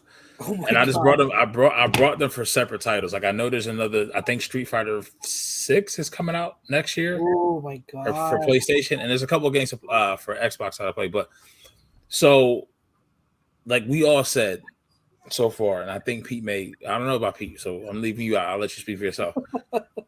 Now, when you think about the free time that you do have, to sit down for 2 or 3 hours and to zone away while you're playing the game, the back of your mind is like, I could be doing something else so much more than this shit. You feel what I'm saying? Like you don't want to spend your free time. You want to spend your free time doing that, but there's an internal clock in your head, like it's the adult in you that's like, I could and should be doing something else other than this for 2, 3, 4 hours. You feel what I'm saying? Like how you just you want to be able just to lock away and lock in on the game, but you can't. Like you just so you can be watching a TV show, you can be doing so much other shit outside of just playing the game. You feel what I'm saying? So it's different for me because I have really well that obviously, I would be doing different things if I were married, like whatever my wife told me to say. But yeah, like it's difficult for me because I have extremely difficult ADHD, which means it's hard for me to sit and focus. And there's a lot of games where people are like, you have to play this game. It's amazing. So I'll sit down and I'll play it for 5 minutes and I'll get bored or distracted or anything else. There's very few games I can sit down and play. The Spider-Man games are something I can actually sit. Like they hold my attention enough. I enjoy the character enough to where I could sit down and I could play it for 3 or 4 hours and be cool. Or there's really the only time I can really play anything. Like, or I could break out like, an old version of like Ken Griffey Jr. Major League Baseball and play that for like 6 hours. Like, it's very few titles to where. I could. Like, I love it. Like, that was one of my fucking favorite games ever. Like, I can play that. Yeah. I remember those days. Before I head out of here, man, I wanted to ask you guys. Quick switch to the subject, and it's actually a great segue because you mentioned Spider-Man. Has anybody seen the She-Hulk thing? She-Hulk? Not yet. Not I yet. heard it's really good. I'll get to it. Is it all the seasons or is it just No, one? it's the first episode. It's Just the weekly. first episode? All right. Yeah, I'll probably binge watch it once it's done. I'll probably watch it once I'm off. Yeah. Yeah, I know that Daredevil's going to be in one of the episodes, so I'm definitely You not mean Yellow missing it. Devil? Yeah. So like, okay, another tangent. If we're going to get into it, Marvel's ruining the character already, and I'm really, Why is he yellow? How? Why is he yellow? Why Because is he he's yellow in the comics. I don't care. That's not what the Netflix like. I fell in love. The Netflix Daredevil show is my favorite show of all time. That was perfection. I thought it was overrated. They're ruining, and I don't make It was me overrated. It wasn't overrated. I think it was a great show. I think it was a great show. Don't make me put you off screen. Don't you? That's fine. I don't give a shit. You watch your words right now. I don't give a flying fuck. Watch your words, Mr. Young. It's a great show. It's a great show.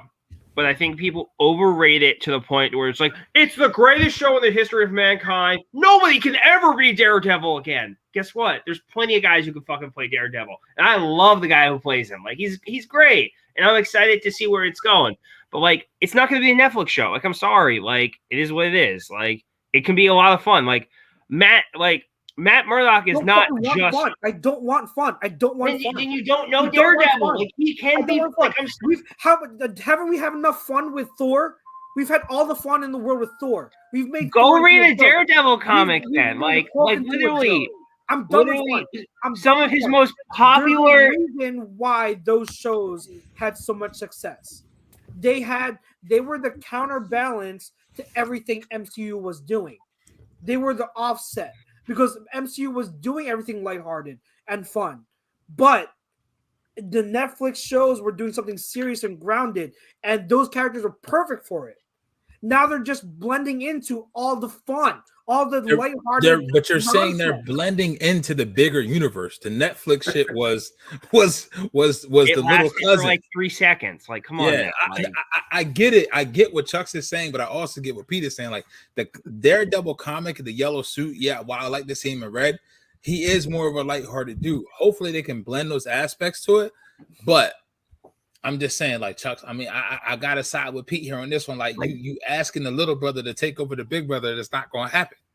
Like, there's literally a scene in the comics where he wears a fucking shirt that says, "I'm not Daredevil." Like, come on. He's a comedic character. He's not always comedic. Well, I'm going to go and I'm going to listen to this on the replay. This is all your fault. It seemed like you guys are about to go for a little bit. I just asked if anybody saw She-Hulk. That's all I asked. All right, fellas. I'll see y'all. Peace. But what I'm saying, I get what you guys are saying in terms of, wow, this looks weird.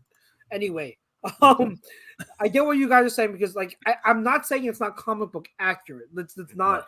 I'm never going to talk about Marvel comics as a reference to anything comic accurate because I never read the fucking comics. All right, so that's not. I'm not talking about that. What I'm talking about, and I guess you can say I set myself up for it too because I expected it. I'm not saying that this is totally out of left field. I did expect this. What I'm saying is there's a reason why they're so beloved because they gave something different. To me, for me, MCU, DCEU, whatever, the X-Men universe, whatever, the Spider-Verse and Sony, I don't care. To me, if you're going to be vast, you have to have balance in terms of everything can't be the same. Okay. You can't be the same with everything. Now, everyone loved at the time the Netflix shows because they were so much different from everything else. Okay. Now, and they did. These are not the Netflix shows. I get it. However, if you are bringing those characters and those actors into here, you have to have some semblance of what made them great. I'm not saying you can't forget about them. You can't forget about what made them successful. You have to have some semblance of what made them successful. Okay, so what am I seeing now with the two things? One, the Daredevil, it's yellow. Okay, it looks horrible to me, but you saw like a 3-second screenshot. I'll let that slide. Two, you have the director already saying we're going to approach the more lighthearted part of Daredevil. Yeah, no, I don't want that. I don't want that because I've gotten so much lighthearted stuff from the MCU ever since Avengers Endgame that I'm tired of all of it repeating over and over. I need a change up. I need something that will still play into the MCU universe, but still give something different because that's what we loved about the characters. I'm going to say the same thing about Punisher when he gets brought in. I'm going to say that you can't bring in Punisher and have him be lighthearted and not have any of the qualities that made him great. What made John Bernthal so great as the role in the Netflix series, because then you're just completely ignoring what the greatness of that the Netflix shows had. So I understand that the MCU is different. Okay, I get it, but I'm already seeing this path that they're taking Daredevil, and that's what I was completely worried about. Did you watch the show yet? Did it come out? And it's not just about seriousness or grit. The storytelling was top notch in the Daredevil series. Storytelling was top notch, and it doesn't have to do with grit or darkness or anything. It's storytelling and plot. And I am very, very worried. Oh, and not just that. Fight choreography was amazing. Amazing fight choreography. Amazing. I don't think there's a fight scene in any universe that really tops the elevator and hallway scenes in the Daredevil's seasons On the way 1 and 2. Yeah. Insane. Do I expect MCU to do something like that because they're going to put as much time and effort into it? No, I don't expect it. But it's still going to make me mad. Just because I don't expect it doesn't mean that I can't be mad over it. Like that's why when they announced they were bringing those actors in, while I was very happy, I was still cautiously, I guess you say, pessimistic, because I was like, MCU is going to water it down. They're going to water these guys down. It's not going to be the same as what we saw on the Netflix. It doesn't need to be. It shouldn't be. Like, your whole thing is like, oh, it was different. It wasn't. It was different when it first started because it was his first of its kind. When every other fucking show was the same as the other shows with the same shit, it got stale. It got boring. People were sick of it.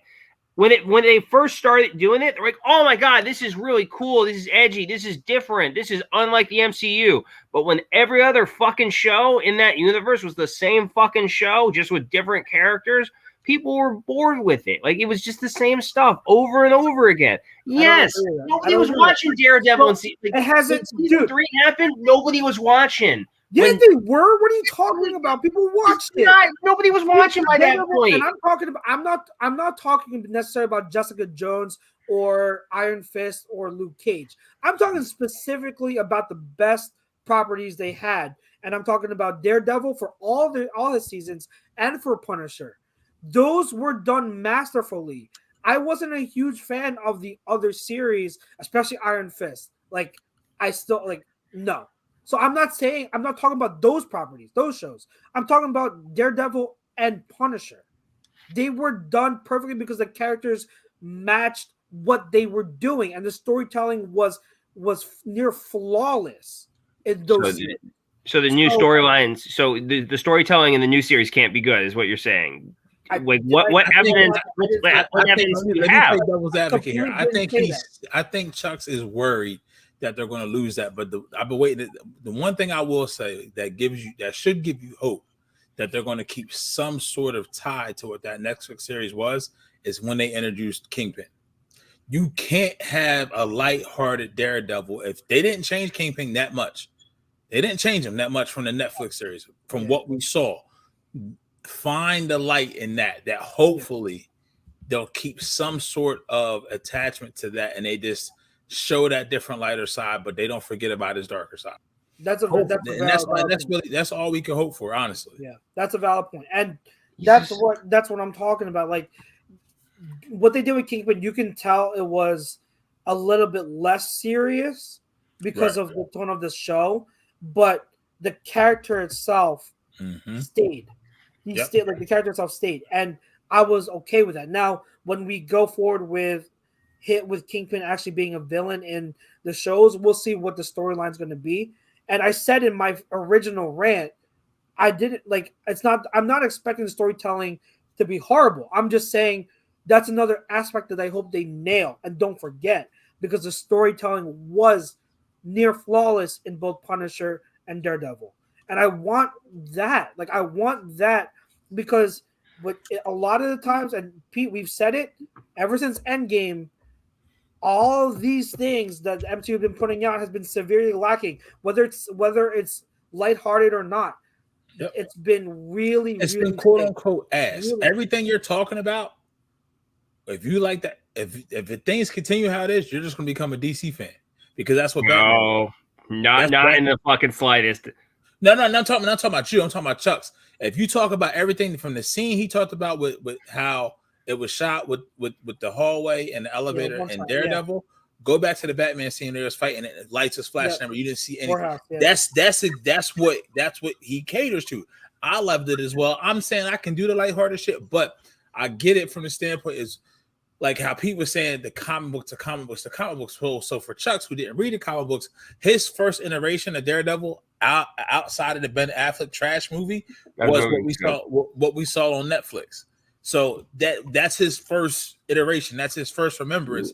That's what he's going to be gravitated to. That's what he's going to be connected to.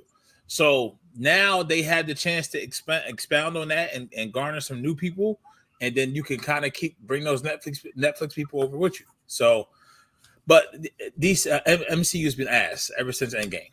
They built it up and hope November is it.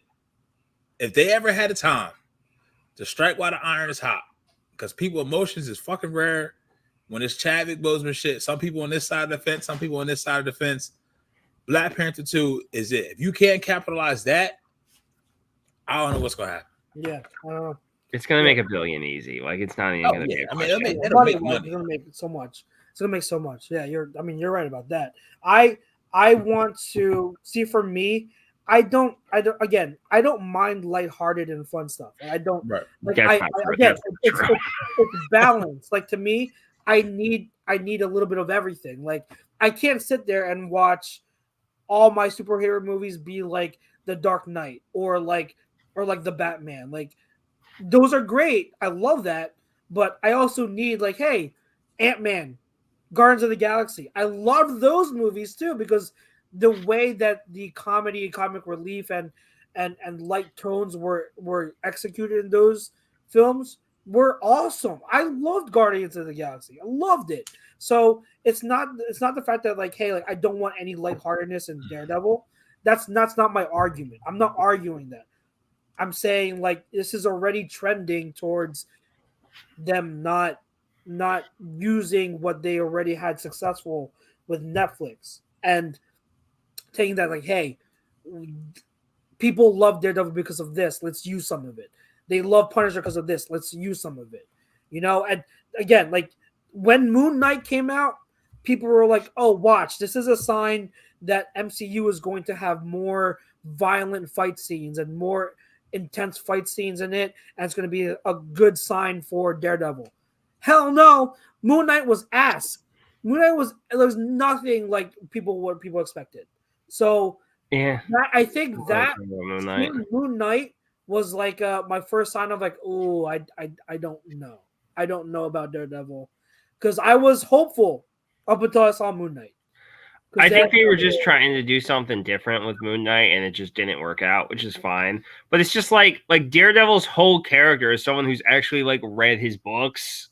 Like, he's a dark, tragic character with comedic features. Like especially his run in the last 20 years. Like, he goes through a lot of fucked up shit, but then they have, like, hilarious moments where, like, Karen Page lifts up her shirt and it's a bra that says "You're Daredevil." Like, it's hilarious. Like, so was Karen Page in the comics, was she, like, as annoying as she was in the Netflix? No, she was dead.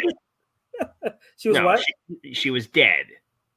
She was dead in the comics? Yeah, like, she was there for like she was there for like 2 seconds for a little bit, and then they kill her off. Oh, so so, like, every time I watched his show, I'm like, all right, so this is it. So this is it. So this is it. And then she just stuck around. Yeah, right.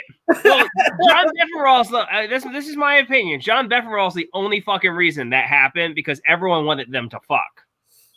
Oh, and yeah. And then she went on Punisher, and they're like, "Oh, you guys are going to do it on Punisher, right?" Yeah. Yeah. She was his love interest, as close to a love interest as their. I mean, like, I get it because their chemistry in Daredevil was muy awesome. caliente. It was really good. So I don't blame them. It's just funny because, yeah, she ended up on Punisher somehow. It was funny, but she got really annoying in season 2, and then season 3, her character got annoying. But I don't know. I get what you're saying, Young. Like I totally get what you're saying, and I respect that in the comics he's different and he's comedic. I get that. I take that into account. I just, you can't blame me for being very, very worried in the direction that this looks like they're taking. No, I get it, but it's just like the Netflix moments had plenty of comedic timing. The first time they meet Karen Page, they're like, "Oh, how long have you been practicing law? Oh, what time is it? Oh, 5 minutes. We've been practicing lawyers for 5 minutes. 5 minutes, yeah. Yeah, it had its fair share. I think Karen Page was my one major flaw with the series. Well, like she was like what? She was no one at first, and then became a lawyer's assistant, and then she became a reporter and a writer, and then she became what after that? Like all of a sudden, she becomes all these things just basically because. Yeah, that's realistic. Because she got really popular and people really liked her and they just decided not to kill her off, which is, it's like Amazing Spider-Man 2, except like they just don't kill her off. And you're just, because that whole movie, I'm just like, all right. Well, she got a little close to that bridge. I don't know about that. The Amazing Spider-Man 2. I was just waiting for that. She dies? No, I didn't see that coming. Yeah, we knew that was coming. She was a snap. So, anything else, guys, that you want to talk about? And we are in No Huddle, by the way. This is No Huddle. I just didn't do the intro. But this is by the way, I'm watching NFL Network because I had it on, and right now they're doing Barry Sanders highlight reels every year. God, he's the GOAT. Yeah. He's the GOAT. There's no one ever that's going to be another Barry Sanders. Like, you're right. It was Josh Adams. God damn. Anyways, go ahead. And I don't know if anyone. No. I mean, I'm watching a different. I started a new anime. It's an old anime, but I started watching it, and I'm actually like, can't wait to start watching it some more. It's Tokyo Ghoul, so I'm on that now. I heard it's pretty good. It came out in 2014 to 2018. So any anime recommendations, people hit me up at P Evans on YouTube, Hokage. I think I'm King Freeze 71182 on Twitter.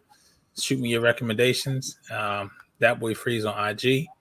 Let me know. And we need to get Chucks in the anime too. So I think he would love it, but he's I don't know. Mary used to be very into it, as you can see. I think people should just cash at me money, but that's just me. Cool. She used to cosplay before it was cool. Before it was cool, she said. Before it was cool. Very, very nerdy. Yeah. I remember that. She we just finished the other day. I watched it already, but she just finished Rebels. So good. Watching it a second time, it was, oh my God. Watching it a second time was awesome. And I'll say this because it kind of has to tie in a little bit. If you know that the actress for Sabine, she is in a movie called Day Shift with Jamie Foxx on Netflix. Okay. And if you have any questions or doubts or concerns or just are curious about her and how she's going to do as Sabine, watch that movie and it'll silence any question you have. Silence any question you I am so excited for her to play Sabine. And Sabine's one of my favorite characters in Star Wars universe. Yes, I actually went to see Sabine Wren cosplay just to kind of give my ideas. My wife doesn't know it yet, but guess what? She doesn't know yet. But to answer Mr. Wing's question, I just finished the Dota series. I don't know why why the lead character has to die at the end, but I get it. But this next comment though, Chucks, if there was ever an anime that you can get into, visually, it's the best anime I've ever seen from the animation. It has the best music. Like, I literally was in the car yesterday listening to this on my Spotify as if it was regular music, like just the intro and the theme. It's the storytelling and the arcs and the fighting it's great. It's fucking great. I don't know if Pete, I don't know if you're into anime, but even you, if I am, I'm just a very, very, very particular anime person. You like violence. No, I mean, there's some anime I like that's really violent and some I like that's not. Like, I can watch Metabot, I can watch Sailor Moon, I can watch Rurouni Kenshin. Okay. I do. Is Demon Slayer the show that Cass was watching? Yeah. They fight evil by My moonlight. godson was watching it the other day. Yes. He's 10, so I was like, "Are you supposed to be watching this?" You should watch Ronin Warriors. So, Ronin Warriors. I love Ronin Warriors. Who doesn't know Ronin Ninja Warriors? Oh my God, Ronin Warriors was like the anime version of Power Rangers. Yeah, man. Ryo Wildfire, baby. Hell yeah, Wildfire. Inferno. Yes. The white armor. Yes, So the white bad. armor is bitching. I got that yeah. Monster Mania a few years ago. Ooh, it was so good. So good. I used to have the toy of his Inferno armor. Oh my God, it was so So good. bitching. I need to download that series. I need to rewatch it. It's like anime He-Man, essentially. That's what I like to call it. Yep. It's so good. I remember that. I remember that back in the day. But maybe I'll watch Demon Slayer. Or maybe I'll give it a try. There's just Cowboy Bebop wouldn't be a bad place to start. You know, it'd be a fun one that I think Chucks might like, and it's short. Air Gear. Yes. Yeah, you may. Yeah. I don't know what you just said. So Air Gear is essentially this super fun anime where like they fight each other like with like rollerblades and shit. Yeah. Interesting. So it's like Digimon mixed with, or like Yu-Gi-Oh kind of mixed with like fucking the fuck is it? Like Metabots and shit. Like you know what anime movie that it's because I was a fan of the video game, but I always every once in a while I love watching the Street Fighter anime. Oh yeah. I loved it. I don't know, like I don't know compared to other anime movies how it is, but I love watching it still. I like it, knowing how much you're into the martial arts. I would say Naruto would be the best and take it all the way through Shippuden, but that's like 700 episodes. But it's this kid's dream is solely just to be the best ninja in his village. That's all. That's all he lives for. That's it. That's his drive. That's his passion. And the fighting is great. I mean, Demon Slayer, the fighting is good, but it's just on a different. It's good versus evil. It's demons versus humans. So, but it's just different. But this the fighting and all that when it comes to just the actual fighting choreography, yes. Naruto is very like Mary's talking. Sorry, Naruto is very kitty-like in the very, very Yes, he's a whiny brat in the very beginning. So good. But another thing is, why does everyone die and come back alive? Like, I just got over it. Gunsmoke. Spoiler! Oh my God! Spoiler! I don't want to know, but maybe one day I'll get into it. Maybe when Grayson's old enough, I'll start watching with him. Don't watch Death Note with him if you ever watch that, please. No. Oh, Death Note is God. so good. Sorry. God. Well, I mean, I at least we all know what the greatest anime, the goat of animes is before we head out. Avatar: The Last Airbender. Shut up. Of course. That's not. It's animated. It's not I'm true kidding. anime. I'm kidding. It's an inside joke my friend have because we know it's not anime. What's the status of the live action one on Netflix? Did they just push it back? I guess they just pushed it back, but they keep they keep announcing more castings. And I will say, the fact that the original creators of Avatar left the project left a really pessimistic taste. Yeah, it should tell you everything you need to know. But it's just not everything. But what I will say is at least they're doing a phenomenal job with casting because a lot of these characters. Let me say this: I couldn't stand what M. Night Shyamalan did with the last Airbender movie, and it made me boycott the rest of his movies and like boycott him. Like if there's any Philadelphia celebrity that I hate, it's him. I can't stand him. And I love M. Night. I just hate his movies. That movie was the tip of the iceberg, but not the iceberg, but that was like the icing on the cake.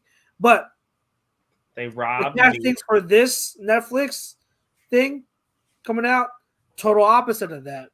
It's pretty accurate to what the characters are supposed to be. So I'm at least there's at least a glimmer of hope because of the castings, but we'll see how the actual movie pans out. They robbed me from seeing Jesse McCartney as Prince Zuko. It's just not fair. Yeah, Mr. Wing says the original creators left the live action project. Yes, they are making another project themselves. So I'm interested in that. I forget if their project is supposed to be animated or not. And it's animated. Listen, I'll tell you this real quick, and this makes sense. So me and you talked about this before, and Pete, if you watched the original Avatar Last Airbender, Prince Zuko's character arc is one of the best. Yes, one of the best ever, right? I will tell you this: Sasuke Uchiha's character arc in Naruto Shippuden throughout the whole thing is better. Really? Yes. Okay, now I'm very intrigued to watch Naruto. Yes. Yeah, all 800 episodes. I'll get there eventually, right? Yes, you will, but it's along those.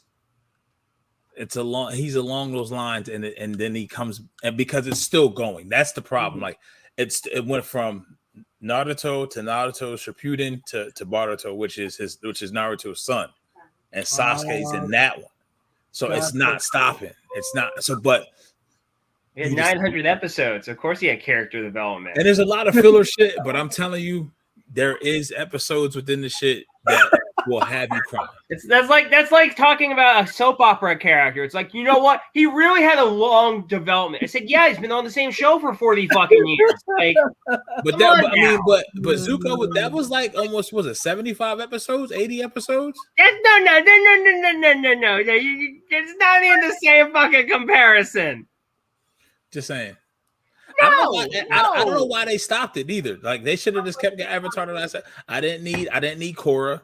Korra's a way better show. I'm sorry. Huh? Yeah, because Korra's not a pussy like Aang. Andy. That's not Andy. Oh. That's Pete Young. Pete Young. Oh, come on. That's really bad. It is. It's a better show. I'm sorry. And a way better protagonist. That's a really bad take. Like, come on. She didn't even like dudes. She didn't even like dudes. That's a really like it is. It's far superior. That is really bad. Mr. Like, Wing, I started that show. I never. That's so bad. It is. It's a far superior product. I don't know what to tell you. I enjoyed it much more. We're gonna have to make a specific segment of No Huddle on a different day. You're on something. To touch on. I am not diving into that right now because that is so bad that I have to pick apart your argument. That's fine. They don't have no. Korra doesn't have tough like that. Like I can just go. She doesn't need tough. She is tough. Oh my gosh. She is a one-woman ass-kicking machine. She don't need anybody. That is so bad. Yeah, I'm sorry. That's controversial, and controversy creates cash. That is 10 times worse than any football thing I've ever heard coming out of your mouth. Like, okay, I'm controversial. Really that's probably bad. The most hurtful thing you've ever said to me, Pete. That is really like I don't know how. Like I don't know. I don't know. That's really bad. I love you, Young. You know I love you. I don't. love you, but that is bad. It's okay. I'm okay with living on an island. I'm used to it. The core of Mr. Wayne says, Don, I'm still laughing at Don's comments. He's like, what just happened? It's okay. I'm sorry. She's a far superior character than Aang. What was that character's name, though? All right, P. Who's the character? Who's the character he's talking about? Yeah, the one who flew, who went flight. Oh, you mean the one from the first season? The mask guy whose name is escaping me. No. In Korra, the one that was imprisoned, and he learned flight. He was an airbender who learned how to fly. I remember off the top of my head. Shoot. He nearly killed her. Like lot of people. Well, that's actually not. That's season 2. Season 2. Yeah, it's the one from season 2, where he literally nearly kills her and makes her like. Zaire. There you go. Thank you. Zaire. When the side characters and the villains are 100 times more interesting than the Avatar main character, yeah, that's bad. Oh, so it's Avatar: The Last Airbender all over again. That's bad. Well, I mean, Aang was 10. So what? That doesn't I've met 10-year-old characters who are interesting. There's nothing interesting about him. It was interesting. No, a 10-year-old. He didn't really get interested until like halfway through the first season. He had an interesting backstory. He himself was not interesting. I think Zuko has an interesting backstory while also being interesting. No, Aang was interesting. He wasn't as interesting as some other people, but he was still interesting. He was a whiny little bitch. He still did stuff. What did Korra do? Hold on, you said he's whiny? He is. He's whiny.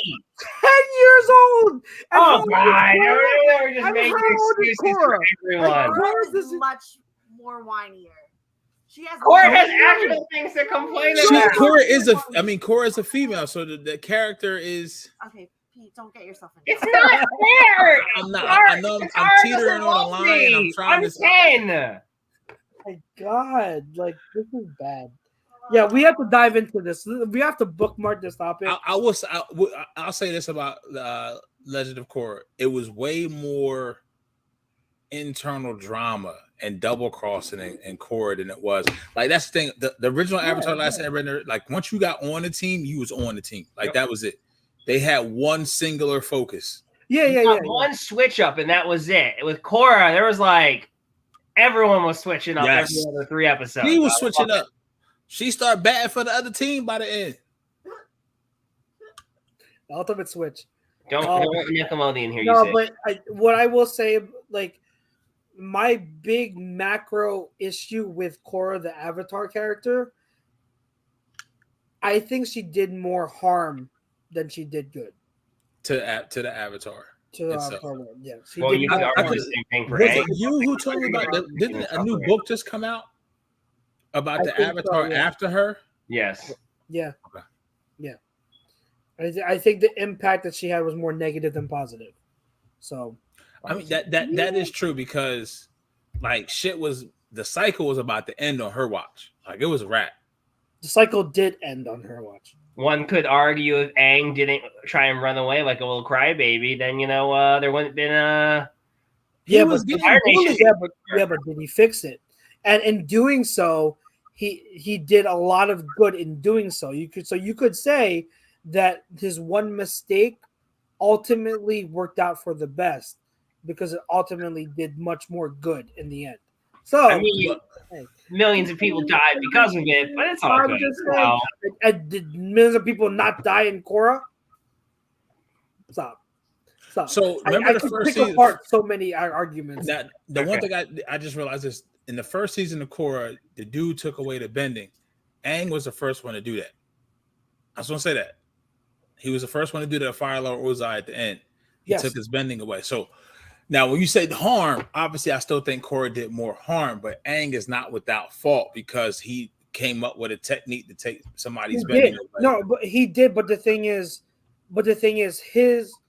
that's like a consequence. But what he was able to do in terms of finding a way to defeat an opponent without killing them, when all the other avatars were telling him to kill Firelord Ozai. Yeah. And he found his own way, and he found a new type of bending that is astronomically an amazing feat for a 10-year-old.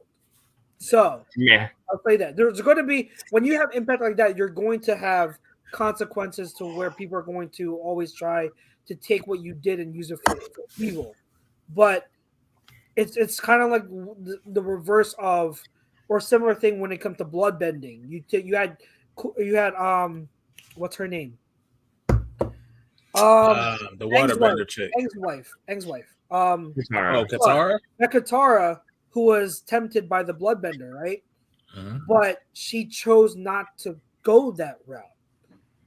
But you still in the future, you had people that wanted to bloodbend because of that, because it's power. It's power Right. that More interesting. evil, but it's a matter of what you choose to do with that and the good you choose to do with it. So Katara had the ability to do so, but after she used it to stop that one lady, she was done with it. So I mean, I knew, and this is where Alpha Naga, no fucking way. Alpha wins all day, every day, twice on Sunday. How you gonna have a polar bear in the fucking summer, in the heat, in the desert? Fucking not, it's not great. happening. That's what great people do, man.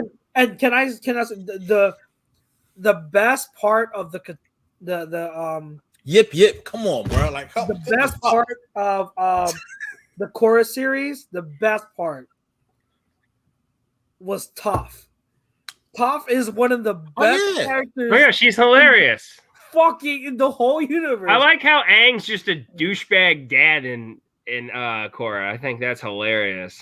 I think that brings a lot of human element to his character. Yeah. It was tough for me to swallow at first, but then I'm like, you know what? Like, you need something to really bring his character down, because he can't be all perfect. He can't be Superman. Like, Right. you have him all perfect. He's just another Superman. But you need to have something where Your superpower, being a bad dad. Being a bad dad. But man, Toph, one of my favorite characters ever. Like, she is awesome. She was freaking awesome. Her alone made the whole Korra series worth it. Her coming back as an older, and it's funny because she was a bad mom. But well, you knew she was going to be a bad mom. You're like, no, anyone who knew Toph knew she was going to be a bad mom. Come on now, like, this isn't like rocket science here. Oh my god, I know, but, it's hilarious because she's true to her character. It's amazing. It's amazing. I love Toph. I love Toph. Yeah, I got work in the morning, so I'm gonna. Yeah, we gotta be out. All right, people who are still listening to our nerd rants as we usually do, we appreciate educate people today. Educate people, sure. We appreciate you. Thank you so much for the support to our main sponsor, Manscaped, as well. Thank you. Remember, use the promo code A2D to get 20% off. Make sure you check out all the other shows on the station. We got a show for everyone every single day. So show your support, and we appreciate everything you guys do. For myself, my boy Pete, we got the Pete and Pete's over here. We really appreciate everything you guys have done. Enjoy the game tomorrow. Eagles, Browns, right? Tomorrow? Yeah, Eagles, Sunday. Sunday, sorry. Enjoy the game on Sunday. It's all about the Phillies for the next 3 days, man. Oh yeah, true. Yeah, so then it's nothing for me. 0-3. Enjoy the game. God bless and stay safe. And we will see you next week. And we have a special guest next week, so tune in. Later, guys. Peace. Peace out.